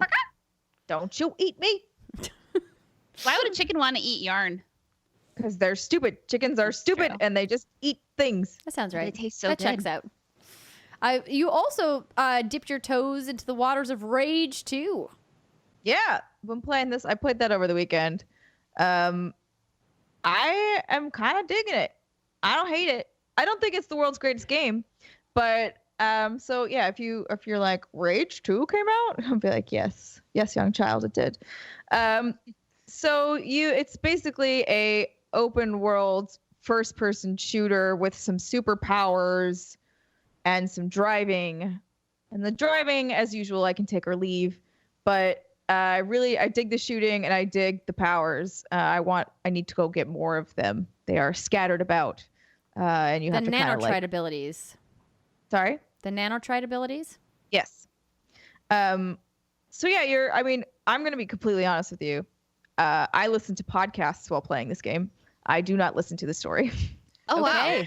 All right, and it's actually one of the only times I've done that, but I'm like, you know what? I am not playing this game for you to tell me about this world. I don't particularly care. What I want to do is I want to shoot a bunch of shit. And I want to slam it to the ground, and I want to force push people, and like that's what I want to do. So I listen to like my psychology podcast while I'm playing Rage 2. While you're mass murdering people very violently. Yeah, exactly. Exactly. I listened to like he was interviewing Caesar Milan while I'm murdering a bunch of people. It was great. And so I don't particularly know exactly what is happening in the story. I'm not paying attention. I do not mind. And I'm just really chilling, clunking along, killing a lot of like mutants and people and try to save the world, I think, because that's usually what you do in these types of games. And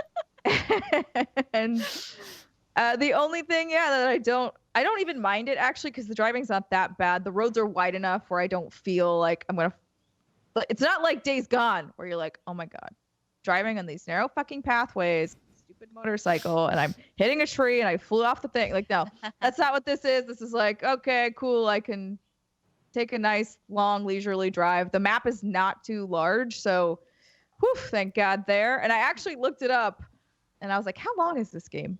It's not that long. Perfect. It's like the perfect bite-sized little open world game where you go around, shoot a bunch of shit, and smash a bunch of things. And I'm like, yeah, that sounds good. So if that sounds good to you, I would recommend picking up Rage 2. I don't think it's going to be like Game of the Year material, but it is a fun game. So cool. Yeah. I'm excited to play. I just like have not had time to like start anything since it came out, because right after it came out, we had like a couple of days and then we left. Yeah, off we went. That's why I haven't played Dauntless, because I was like, oh, maybe I'll have a chance to play both of these. Nope. Yeah, we're kind of in a weird spot right now where there's several games I want to pick up. I want to play Layers of Fear 2.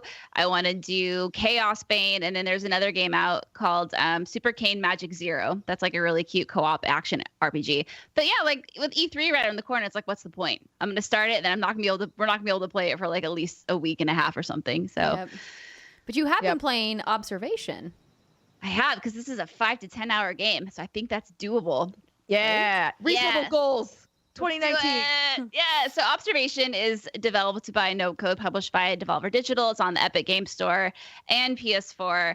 And just before I even start talking about it, I've never seen 2001: A Space Odyssey, but from what I've been told, if you like that, you're gonna love this game. So I'm just gonna throw that out there. Okay. So here's a little blip on it. Observation is a narrative sci-fi thriller uncovering what happened to Dr. Emma Fisher and the crew of her mission through the lens of the station's artificial intelligence, Sam. Players assume the role of Sam by operating the station's control systems, cameras, and tools to assist Emma in discovering what is happening to the station, the vanished crew, and Sam himself. So I've never played a game like this before where, like I just said, you are the AI. So the game starts and you hear a woman talking and she's like, Sam, something's happened, blah. And then it's like, she wants to log in. So then you have to scan her voice waves, and then you have to confirm that it's her. And then you have to help her, like put out a fire. You have to help her open up doors and do this, that, and the other. And this is just the intro. And so how it works is you have all these sectors. You're on Observation, which is the space station. And it's pretty large, and there's different sections all across the station, and there's security cameras or surveillance cameras in each of these rooms. And so you can log into those at any time, and then from there you can scan the room. I think each room has about 2 or 3 cameras, so you can get different angles. You'll scan the room. You'll look for things that you can hack into. You can find documents and read them and scan it if you're curious to know what's going on with the story, because something has happened to Emma and the crew, and you're trying to figure out what's happened. I'm only maybe like an hour and a half or 2 hours into it, so I don't have a huge grasp on like what's actually happening. But it's really interesting, and eventually you'll get the opportunity to have a little sphere that you can like hack into and move around at will throughout the station, so you can actually like traverse around and look around at stuff. It's really interesting, and I'm happy it's a shorter game, because I don't know, if I could do like a full like 15 to 20 hours in this format, just because it is so different and hands-off-ish. But it's interesting enough, and I'm intrigued enough by the story that I want to figure out what happened to Emma and her crew. I do want to put out a warning that if you have epilepsy or if you tend to get migraines, that this is not a good game for you to play. A lot of people have come out and said that they started playing it and their migraines will get triggered, that people can maybe only play for like 5 minutes at a time. So just a warning. Yeah. Thankfully, since some of those articles have gone up, they have put epilepsy warnings at the beginning of the game. I can't believe they didn't do that in the first place. That's crazy. Yeah, you think so, right? You need to make sure people don't have photosensitivity. Yeah, because if you tend to get motion sickness in a game too, you might feel a little woozy. I didn't have any issues, but because you are in space, right? So sometimes your angles will vary differently depending on which camera you're looking through, and your little sphere guy is kind of like rolling around a little bit. Things are upside down, right side up, whatever. But yeah, it's really interesting, and it's kind of scary, and it gives me the abdabs, which is British slang for to be scared or frightened of something. Good for you. I'm glad you worked that in there. Of course. But yeah, check it out. I think it's $25 on PS4. I'm assuming it's the same price on Epic. That would make sense. Yeah. Unless you got it on the Epic sale, I guess. Which I did not. Dang. Well, didn't Devolver send you a code? They did for Epic, and then I was too lazy to respond and ask for one for PS4 because I just wanted to start it right then and there. So I just bought it myself. Good for you. Yeah. Support the devs. Exactly. So I'm not going to really talk too much about Control and Journey to the Savage Planet, both of which I got to play at Judges Week because I talked about them extensively during GDC. I didn't get to... So basically, Brittany, you remember the demo that we saw of Journey to the Savage Planet? Yes, I essentially got to play that at Judges Week. Did you kick one-eyed birds? Oh, I kicked so many of those little puffer birds. Kicked so many of them. Well, you kind of have to kill some of them in order to progress through certain things. It's hard for me to explain, but the game looks fun. I think it's going to be a nice, chill, relaxing bird kicker space adventure game. I'm a bird kicker. Hey, listen, those little puffer birds, they'll go after you. I'm just saying. They're not innocent. Self-defense. Okay. Yeah, fine. exactly. I mean, I'm not going to try to pretend like they are peaceful until you attack them and then they attack you back. But, you know, if you accidentally hit one somehow with something, if you're like throwing something or whatever and it hits one, then they'll come after you. But it's really cute. I'm excited for that. That game's not coming out, I think, until 2020 or early 2020. I think they were targeting. So we'll probably reconnect with that game once it gets closer to launch. Control, of course, coming out much closer.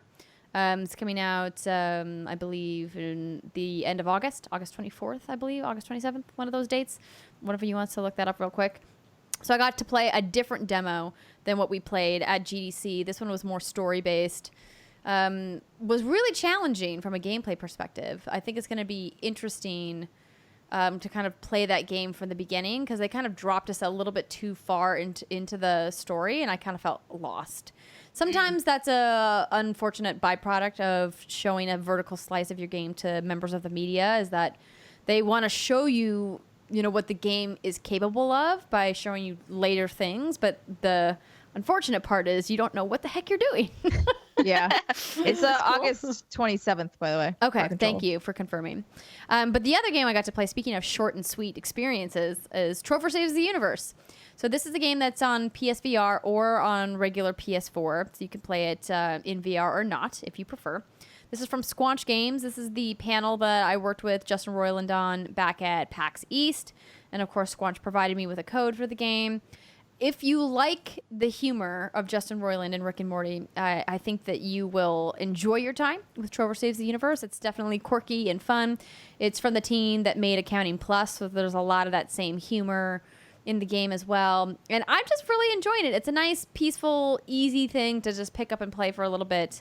I'm almost done with it. I think it's like a 5-hour game-ish. I think I'm probably like 75% of the way through. And it's just... It's so silly and dumb in a variety of ways. You can't help but kind of giggle at some of the stuff that you see. And the enemies are weird, and the way that they're always talking about each other and talking back to you about like the cursing is also ridiculous in this game. Yes. There is a censored version if you're worried about that, or if it's something you want to play. If your kids are walking by, you can play the censored version. But it's funny. Is it just bleeps and bloops? I haven't actually played the censored version. Oh, okay. Because at the very begining, when you select the mature version, it's Trover saying, "Okay, I won't tell your parents." Which I thought was cute. A nice little touch. But essentially it's a bunch of enemies that are just basically like, "Oh, I'm gonna fucking kill you, man. I'm gonna fucking get you. You just wait, man. I'm gonna fucking kill you so hard." And then you like kill me, like, "Oh man, oh you fucking hit me. Oh, you're fucking killing me." It's just, it's so stupid, and I just love it. It's just like a lot of Justin's voices that he does in Rick and Morty. And so if you're interested in that kind of humor, I'm gonna be honest, this game is not lighting the world on fire with innovation. Fair. It's a very simply animated game that is funny and quirky and is a really like nice, lighthearted experience. It gets a little repetitive once you get to the back end of the game because some of the tropes and things that they've introduced kind of lose the laughs because they've reused some of the jokes, but or some of the scenarios, I should say. The writing isn't identical by any means, but you're like, oh, you kind of did this bit already. But I've been having a lot of fun with it. It's super easy to play both in VR and out of VR. I have said this before that I think it shines in VR. It's because it's clearly designed for it, but I've played it in both because I don't like to wear the headset all the time. So I, pop it off and just play it regular, and it's perfectly fine. So it's not like I thought Falcon Age was a little weird out of VR because that one was so much designed for it. Yeah. So it doesn't feel like that. No, so what I appreciate about what they did with the traversal is that so they have these teleport pods that you have to use. So you play as a Chairorpian. If you guys haven't seen any gameplay from Trover Saves the Universe, the way that they kind of handle it, both in VR and non-VR, is you can see your hands at the bottom of the screen holding the DualShock controller. And then in VR, when you look down, you can see your legs and things like that. And you can tilt the camera down with the sticks on the controller and see part of your body as well. So you play this Chairorpian and you control Trover. So Trover obviously talks independently of you, but you use the sticks traditionally to look and move. And so Trover wanders around the world, but you stay stationary. So if you're looking with the camera, it's the Chairorpian looking, not Trover. So you can see Trover moving around and wherever you push him to. But in order to kind of progress through the world, you have to teleport using these pods. So you have to move Trover onto the pod, and then you hit the trigger button, and then it teleports you forward.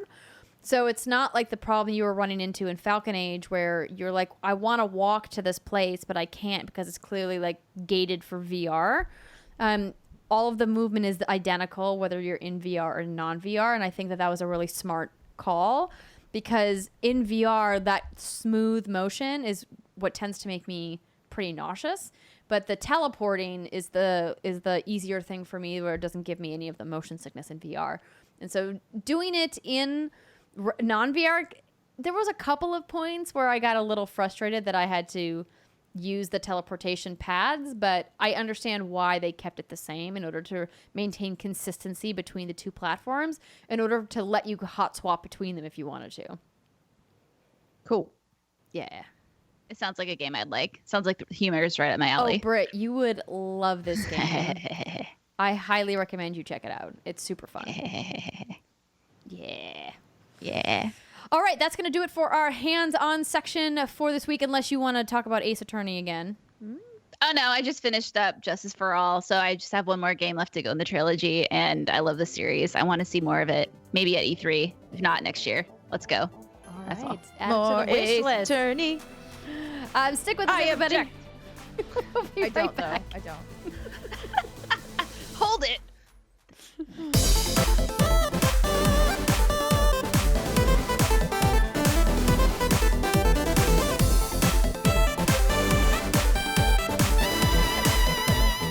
Welcome back, everybody. It's segment 3 of the What's Good Games podcast. And this week, our feature segment is all about our trip to London town. Boy. But before we get to that, we'd love to tell you that this segment is brought to you by DoorDash. It's dinner time, and your stomach is a rumbling, and you still don't know what you're going to eat tonight. Sound familiar? With DoorDash, you don't need to get up from that couch to get a meal cooking. DoorDash connects you to your favorite restaurants in your city. Ordering is super easy. Just use the DoorDash app and choose what you want to eat, and a Dasher will bring it to you anywhere you are. Not only is that burger place you love on DoorDash already, trust me, we've checked, but over 310,000 other amazing restaurants are too. DoorDash connects you with door-to-door delivery in over 3,300 cities, all 50 states, and even Canada. Order from your local go-tos or choose from your favorite chain like Chipotle, Wendy's, or the Cheesecake Factory, which I've mentioned is a Drake household regular. I can't get enough of that Tuscan chicken. But Steimer, every time we talk about DoorDash, you keep talking my ear off about Pie Hole. Pie Hole is the world's greatest restaurant, and if you live in the LA area, you should see if they'll deliver to you because Pie Hole has a mac and cheese pie, and it's just like it's like a chicken pie, but macaroni and cheese inside of it, and it's fucking incredible. And they also really good regular pies. So I also always order myself a slice of their apple pie because I need a little dessert after my entire mac and cheese pie that I eat by myself.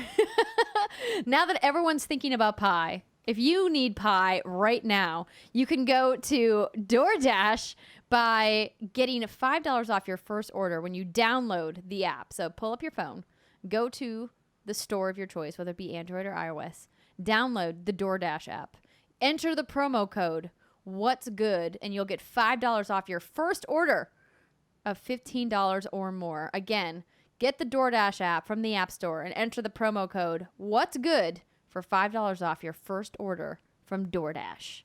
Food. Speaking of London, no, oh my God. I don't know if that's a segue or not. Speaking of food, all the things we ate in London. Oh my gosh, we ate so much good food in London. So Brittany wasn't with us because she was with her family for the most of the trip. But Steimer and I had proper bangers and mash. Did you get any bangers and mash when you were there? No. I did not have bangers and mash. So one John Drake, who happens to go to London quite a bit because Sony has an office there and he works with a team in that office, said, yo, you guys should check out this place called Mother Mash. And we were like, that sounds delicious. They have all these different kinds of mashed potatoes. I love mashed potatoes. So they're a sausage place. So bangers and mash, for people who aren't familiar, is basically like sausage links, like the big, like a fat sausage, and then it comes on a pile of mashed potatoes, and then there's gravy on top of it. Yeah, I mean the pillow could work there. It's a big fat sausage. Amazing. And so they have different kinds of mashed potatoes. I want the vicarious. Give me all the visceral details of this banger and mash. So the mashed potatoes I got had cheese and green onion in them, which was delicious. And I got a pork and chili sausage. So you would like it because it was nice and spicy, but it wasn't like overly spicy. It was just the right amount of heat. And then it had this really tasty onion gravy on top. I'm so hungry. That sounds so good. Did they give you the sausage burps? No. Oh, great. What are sausage burps? Sometimes you eat, you get bad sausage burps. Oh, I've never had bad burps. I've never had the meat that. burps. You never gotten bad meat burps? No, Steimer, you've gotten bad meat burps, and I know this because during some of our summer recordings in the studio, the fan will waft it over to me. Probably just me. It's probably you. It's getting bad meat burps. I thought it was Steimer. I am so sorry, Steimer. I now put all that blame on Andrea for making the hairs on my chest curl harder. I take the blame. Remember, we had the meat burps at the concert. Yeah, we had some gnarly meat burps. Okay, that makes sense. I apologize, Steimer, for blaming you for those burps. Did we eat at the concert? No, remember we ate at the hen. the hen and. Oh, Coop? yeah. The Coop place. What was it called? I tweeted about it. I'll look it up. Hold on. Yeah, that place did not make me. My stomach was fine. Oh no, I had the burps. It was worth it though. It was super good. Felt A-okay. The food that I had that kind of threw me for a loop, and I was telling this to all the lovely folk who showed up at our meet and greet. Okay, it's called Yard and Coop. Mm-hmm. Yes, Yard and Coop. The fish and chips. You know, I here when I order fish and chips, I expect to get, like 3 or 4 nice just pieces of meat that's been deep fried with some, like large fries is what we like to call them. You're expecting like fish fillets. Yeah, fish fillets. So we go to this. We're on our Saturday around London tour, and we have like an hour to grab some food. So I'm like, I'm gonna get me some fish and chips. That's all the pubs are talking about. I'm so excited. And then this huge like fish. It's a deep fried fish, skin on it and everything. Its tail is still like curled. Was just like placed in front of me, and for some reason, man, it just turned me off. I got like instantly nauseous. So it was a whole fish deep fried. It's the whole fish. No, this happened. The head isn't there. No head. Just like the body and tail and skin, and like through like the deep fried crust part, so you can see like the skin like shining through. And well, I had this happen to me. Obviously not this last trip, but the previous trip when I went to London, I went with my family. My sister and I went to like this pub, and there was fish and chips, and I was like, sure, I'll have some fish and chips. It was the whole fucking fish, head and all. Oh, and like you got the head. The eye is like staring up at me, and I'm just like, oh no. Oh no. What do I do? I don't want to eat this. And I just like basically like destroyed it in the way that, or I like got to the middle part, like where it's the actual fish part, and then like kind of ate it with my fork. And was like, this is terrible, and I hate it. I was definitely a fish out of water, pun totally intended, when I was ordering food for the first time. Because, yeah, like the fish and chips, that like was a weird thing. And then puddings is what they call their desserts, I suppose. And I was talking to this again with the lovely folks who were at a meetup. They're like, yeah, puddings, desserts. That's, because I ordered a cheesecake, and it came in a cup. And it was of a pudding consistency that we would think here. I was like, okay, this is odd. It tasted fine, but... Yeah, it was like pudding consistency, but they called it cheesecake. Yeah. So the dessert menu, the big title is puddings, and then underneath that it said cheesecake. Oh, maybe so it was like, cheesecake flavored pudding. Well, I asked the people at our meetup, and they said puddings is like a universal word for dessert. So like it's their dessert menu instead of saying. You could look it up in the book right now too. Oh my God. Look it up in your book. You have a whole guide. So hold that if you could on the other side of your microphone, so it's right in the center of your camera when you're done looking it up. The book, so we could see it. Oh. Yeah, there we go. The first word I looked Randy to be sexually aroused. I know that from Austin Powers. All right. While she's looking that up. Okay, go ahead. Pudding, the dessert part of meal, not actual pudding. That's weird. I don't make up the rules over in London. It's true. You don't. Yeah, we learned some new rules about things that we thought that we knew. So Steimer and I, just like Brittany, we all had the same idea. We're like, we have to book high tea. We're like, let's all book high tea. It's going to be great. And then I did some Google searching, and everything I kept booking or looking to book, we kept calling it afternoon tea. And so one morning when I was very jet lagged and Steimer and it was like 4 a.m. Steimer and I were awake, and I was trying to find a place for us to book what I thought was high tea.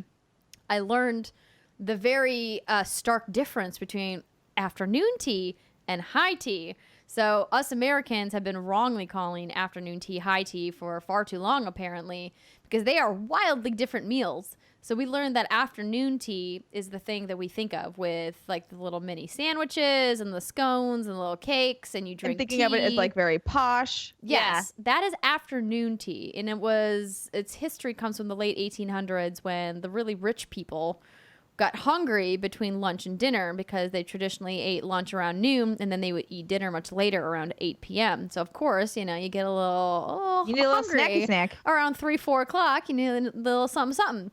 So this woman, and I forgot what her last name is, she kept having tea and cakes delivered to her room. And so finally she was like, I'm just going to invite some friends over and we're all going to have tea and cakes together. So I don't have to eat my little mini sandwiches by myself and feel like a fatty. I'm going to bring my friends over. And so it became this tradition where the wealthy would sit at these low tables. So it's sometimes called low tea. And they would have, little sandwiches, little scones with clotted cream and jam. And apparently there's a big debate or schools of thought of, do you put the cream on first or the jam on first? I think both are socially acceptable. Yes. Because they're different styles, right? It's like with the tea and the milk. Do you put the milk or the tea first? I'm with Steimer. You put the tea first, but yeah. And so we learned that we've been calling afternoon tea high tea because high tea is actually for the lower class and is actually served around dinner time and is meant to be like a hearty meal. And so it was like more like meat pies and things that were much heavier in nature because it was designed to be a full meal, not to be like a bridge between meals. And it was something that the working class would eat immediately after getting off of shift, whether it be like in a factory or out of the fields or wherever they were doing their their low blue collar jobs that the people sipping their fancy afternoon teacups look down on them. So if you ask for high tea, we learned in London, you're going to get a much different meal set than you would get if you want afternoon tea. Interesting. I'm so happy you told me all the information. So after our meetup Sunday night, Jason and I grabbed dinner with you two ladies, and you were telling me all about the etiquette of afternoon tea. And I was about to call it high tea. You have to start at the bottom and work your way up. You have one person pour all the drinks. It's a big ordeal.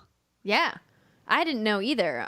But I wanted to make sure if we were going to go in and get this fancy afternoon tea that we're, looking all nice in our dresses and stuff, that we weren't being uncouth Americans eating the cakes first. You got to eat the sandwiches first. I mean, yeah, that's like, and if you were any child, it's like you need to eat like your veggies, aka, or like your real food first. Granted, cucumber sandwiches are not like super real food, but more so than a scone / the little, oh my God, the amazing tiny little desserts. I love them. I love them so much. Yes. We were at the Ritz, so we decided that we're in London.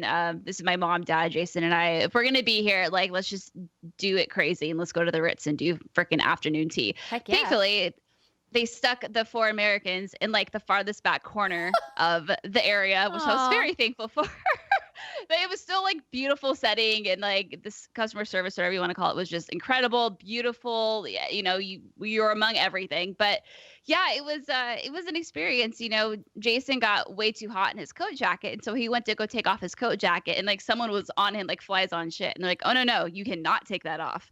And he was like, I'm overheating. I feel like I'm going to pass out. And the guy said, you got to step outside then. So off you went to go step outside and cool down. Yeah, you cannot take off your jacket. And I showed up with like a nice, like not leathered, but looked like a leather jacket. And the lady was like, hello, welcome. Now go please check your coat. You can't have that in here. I was like, okay.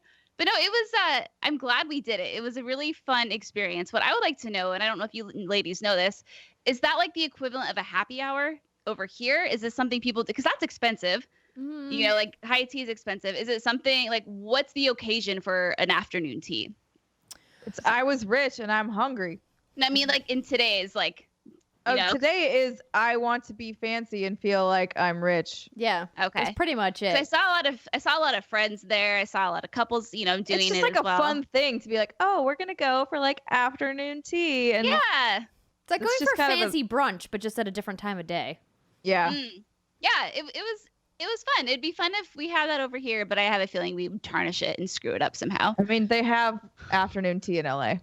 Yeah, certain cities offer afternoon tea at select locations that do it in a British style. But I mean, I'm not sure if you're gonna find one in your neck of the woods. But you could always recreate it. Making the mini sandwiches would be the easiest part. You probably want to buy the scones and the little cakes and stuff, unless you're feeling really adventurous. Oh, hell no. It'll never happen in a million years. I struggle enough to make a peanut butter and jelly sandwich. There's no way I'm preparing a whole bunch of little sandwiches. But it did give me a new appreciation for tea that I did not have before. I'm going to make a confession. I had never had a proper cup of English breakfast with milk and sugar. Dude, English breakfast so good. It was delicious. And I think of tea completely different. I mean, my experience with tea is either like weird loosely fruit teas that taste like fruit punch, or it's like Lipton bags. Yeah. My first cup of English breakfast was on the Virgin train was that Virgin? Yeah, the train to Manchester. That was really good. Yeah, for train tea, it was real good. Yeah, for train tea. Well, I mean, it's like getting coffee on the airplane. You know, it's not like I know. Getting a nice vintage roast or anything. Train tea. But yeah, it was really great. Like the food, we had lots of really good food. Let's talk a little bit about the meetup. So the meetup was super fun. We rented out a private bar in the basement of this place called the Marquee at Westminster, which was not too far from where we were staying over in Mayfair. And the pub was great. The people who ran the pub were so nice, and Georgie was our bartender downstairs. When we all got together to take the photo, if you guys missed it on social media, there's like a little clip of us all shouting, "Oi, governor!" I thought he was going to lose his shit because he started laughing so hard. He burst out.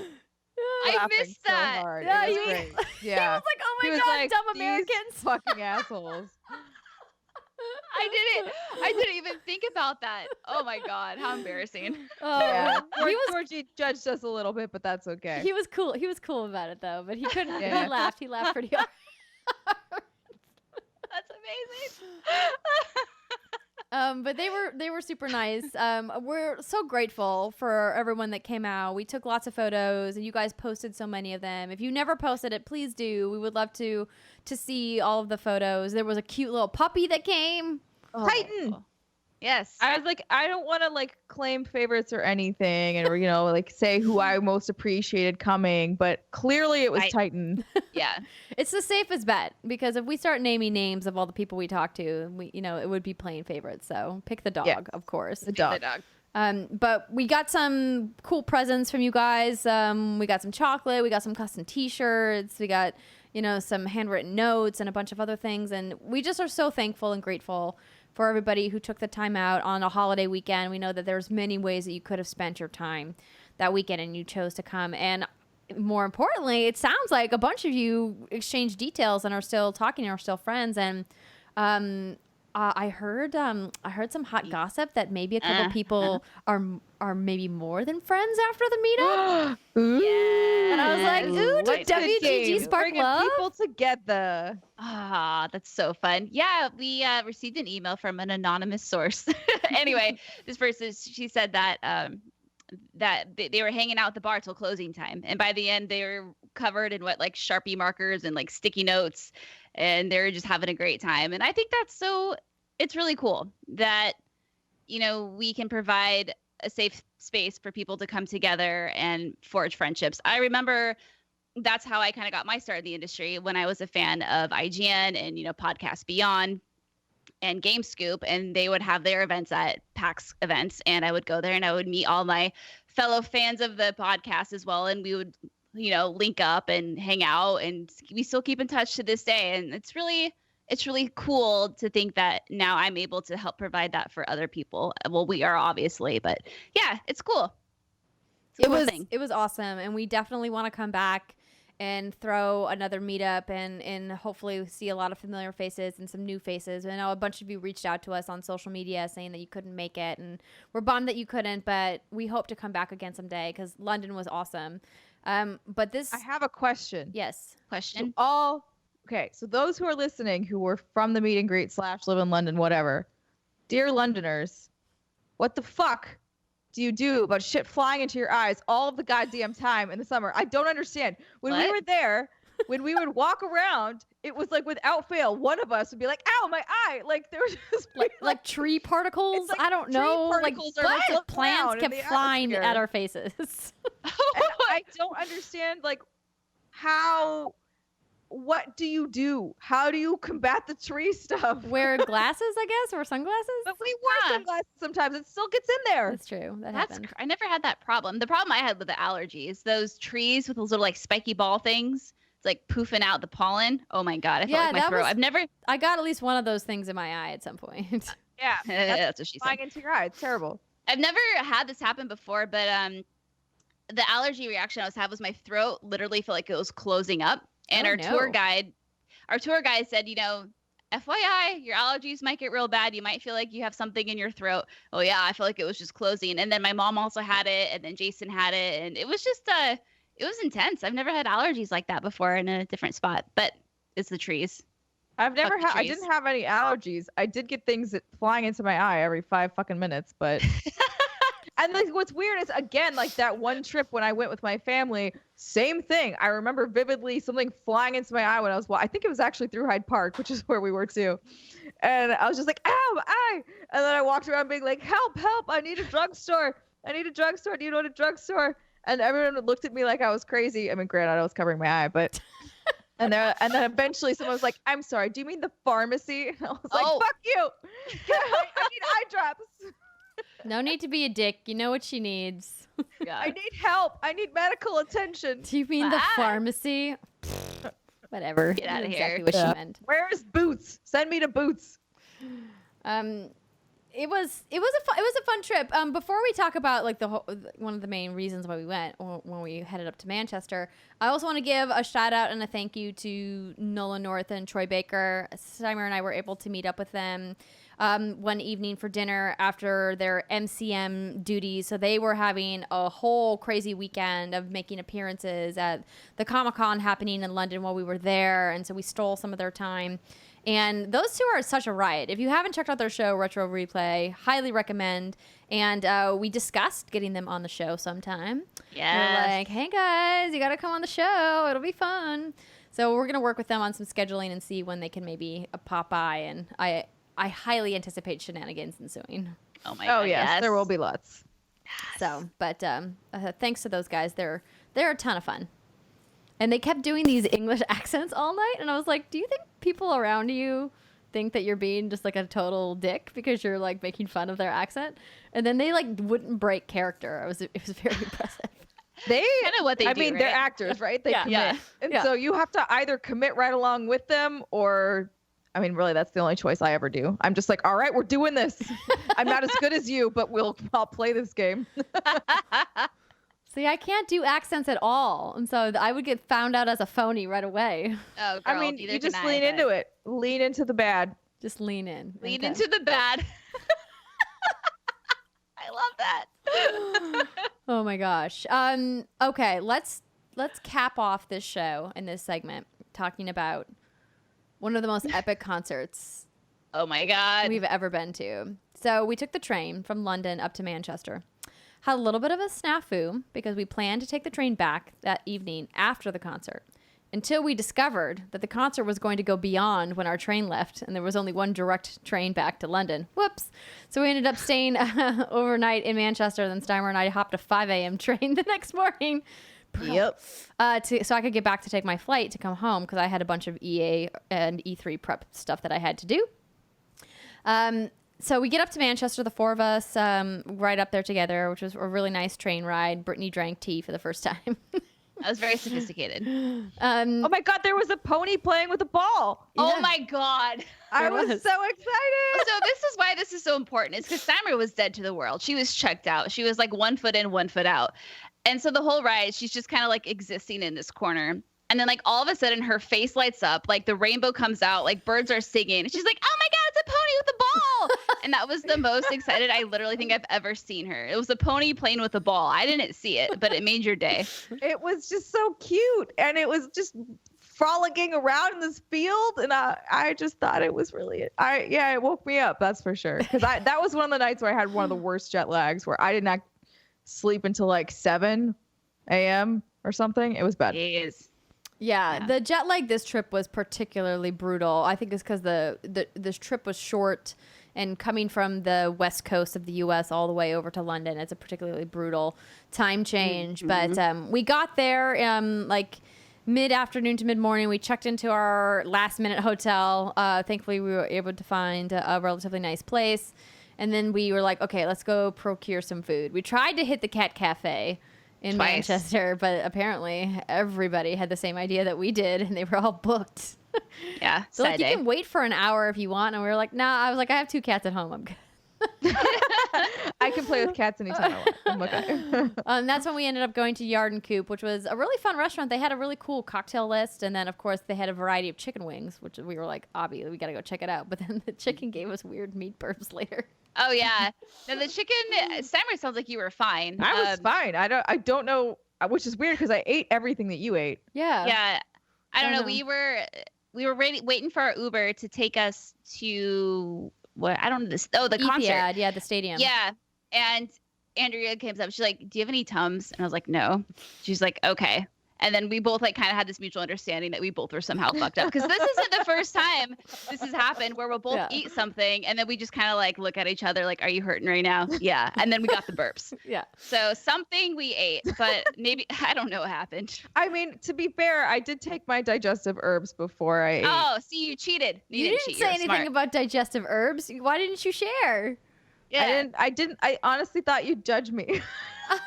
That's a fair assumption. You're talking to the queen of digestive issues. I will try anything. not you, Brittany. Oh. I thought Andrea would be like, "What is that?" I definitely. Well, listen, after having spent time in a hotel with you and seeing your absolutely impressive amount of tinctures that you travel with,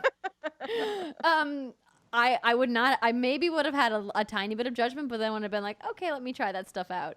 Yeah, because she was fine, so we were the ones who suffered. Yeah, apparently digestive herbs are the way to go.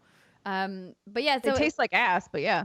But the taste is temporary, right? It is, yeah.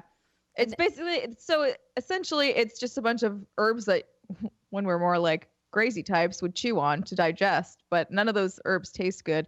But the bitterness of it triggers your stomach acid and all of that to like kick into gear, so you have an easier time digesting your food. This is why you drink bitters, Britt. It's basically bitters in a spray. Okay, yeah, because I've tried that before. Yeah. Okay. Cool. And I actually have kind of acclimated myself to the flavor of Angostura bitters now, so it's not too terrible.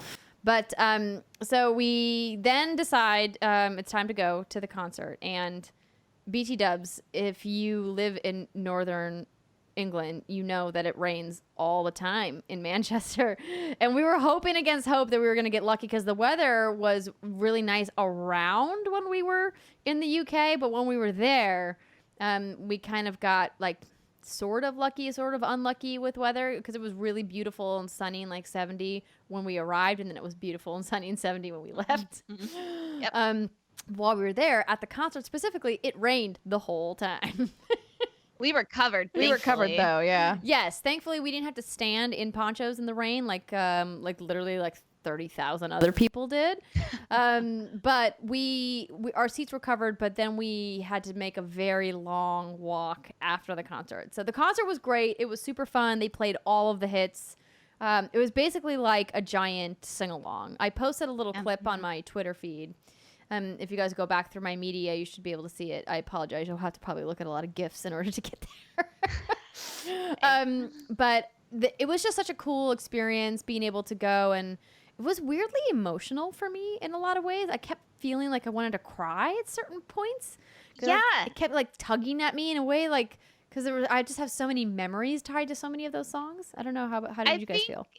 Yeah, for me, I mean, I got my first Spice Girls CD at my 9th or 10th birthday party. My aunt got it for me, and I remember just being instantly hooked. And I know they always talked about like girl power, and if you listen to a lot of the lyrics of their songs, it's very like pro equality, and we can dress how we want, not be judged for it. We can have sex with who we want. We don't, like that's not the words they explicitly say, but it's kind of like the tone in some of the messages that they send is that you can do what you want and you can still be blah blah blah. Anyway.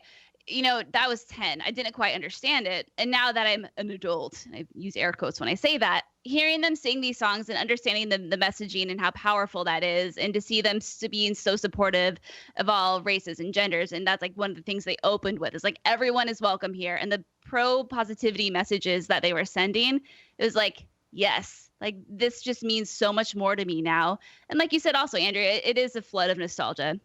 Like that's what we listened to growing up as little girls. And now here we are, in London, getting to experience this thing as 3 close friends that, we didn't have that growing up. We weren't friends growing up. And now that we're adults, we can experience it together and we all share that background. It was just, it was emotional when they did that little, whatever it was called, intermission thing with the little clips of them talking about like how they're friends again, or not friends again, how excited they are to be back and what it's like for them to be working together again like this, and how they're their sisters. That's when I got super emotional. That one, yeah, that got to me too. And I'm a cold-hearted bitch. And it was like, for a lot of it, I wasn't like emotional during the songs. I was stoked about the songs because obviously I'm like, fuck yes, 14-year-old me, so excited. Like, yeah. I love this.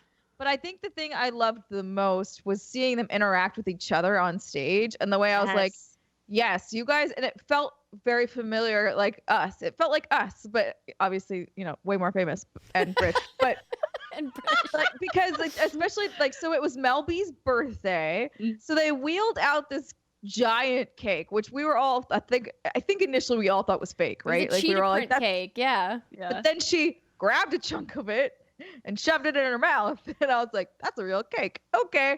And I think my favorite part was like there was a little cake fight between Mel B and Ginger, and then Sporty was like, I'm not gonna do justice to the accent was what made it.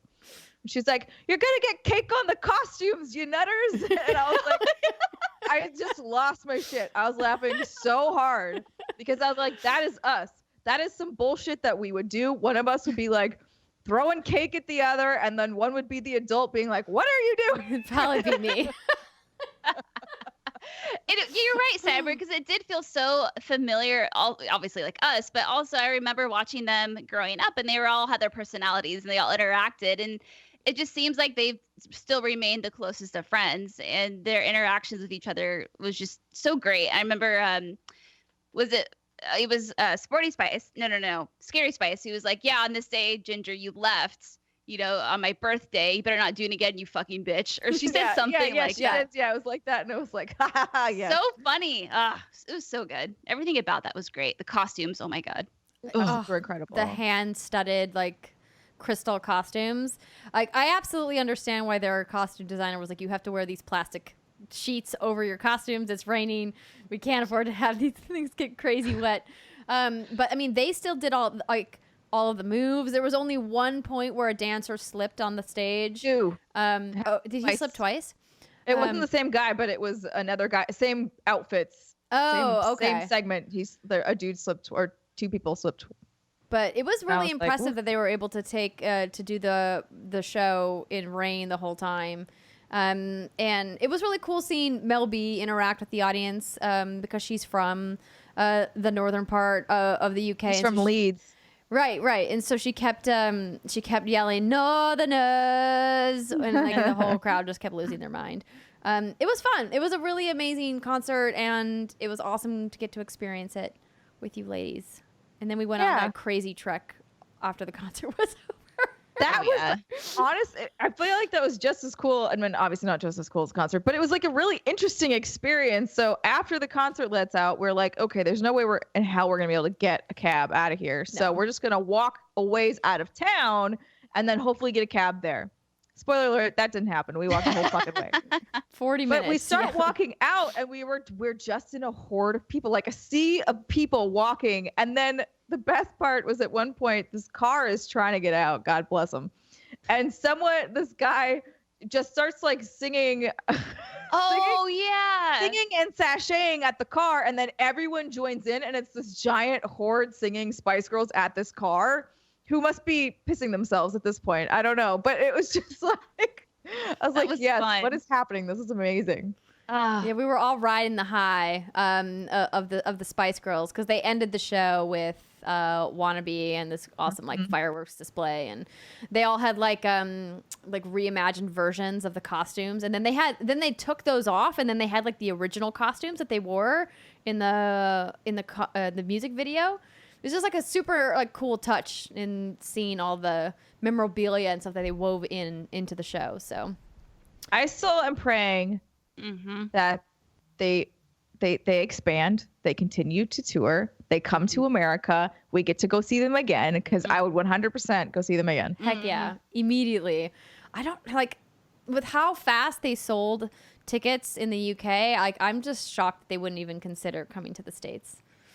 Make that money, honeys. We would welcome them with open arms. Come to America. We love or just do a very short Vegas residency. Okay, bye. Yep, exactly. Oh my God. Pull like a Lady Gaga, right? Yeah. Exactly. Oh man, so good. Well, thanks for listening, everybody. We hope that you enjoyed our trip down memory lane from our London adventures. It was a ton of fun, and as I mentioned, we would love to come back someday in the not too distant future.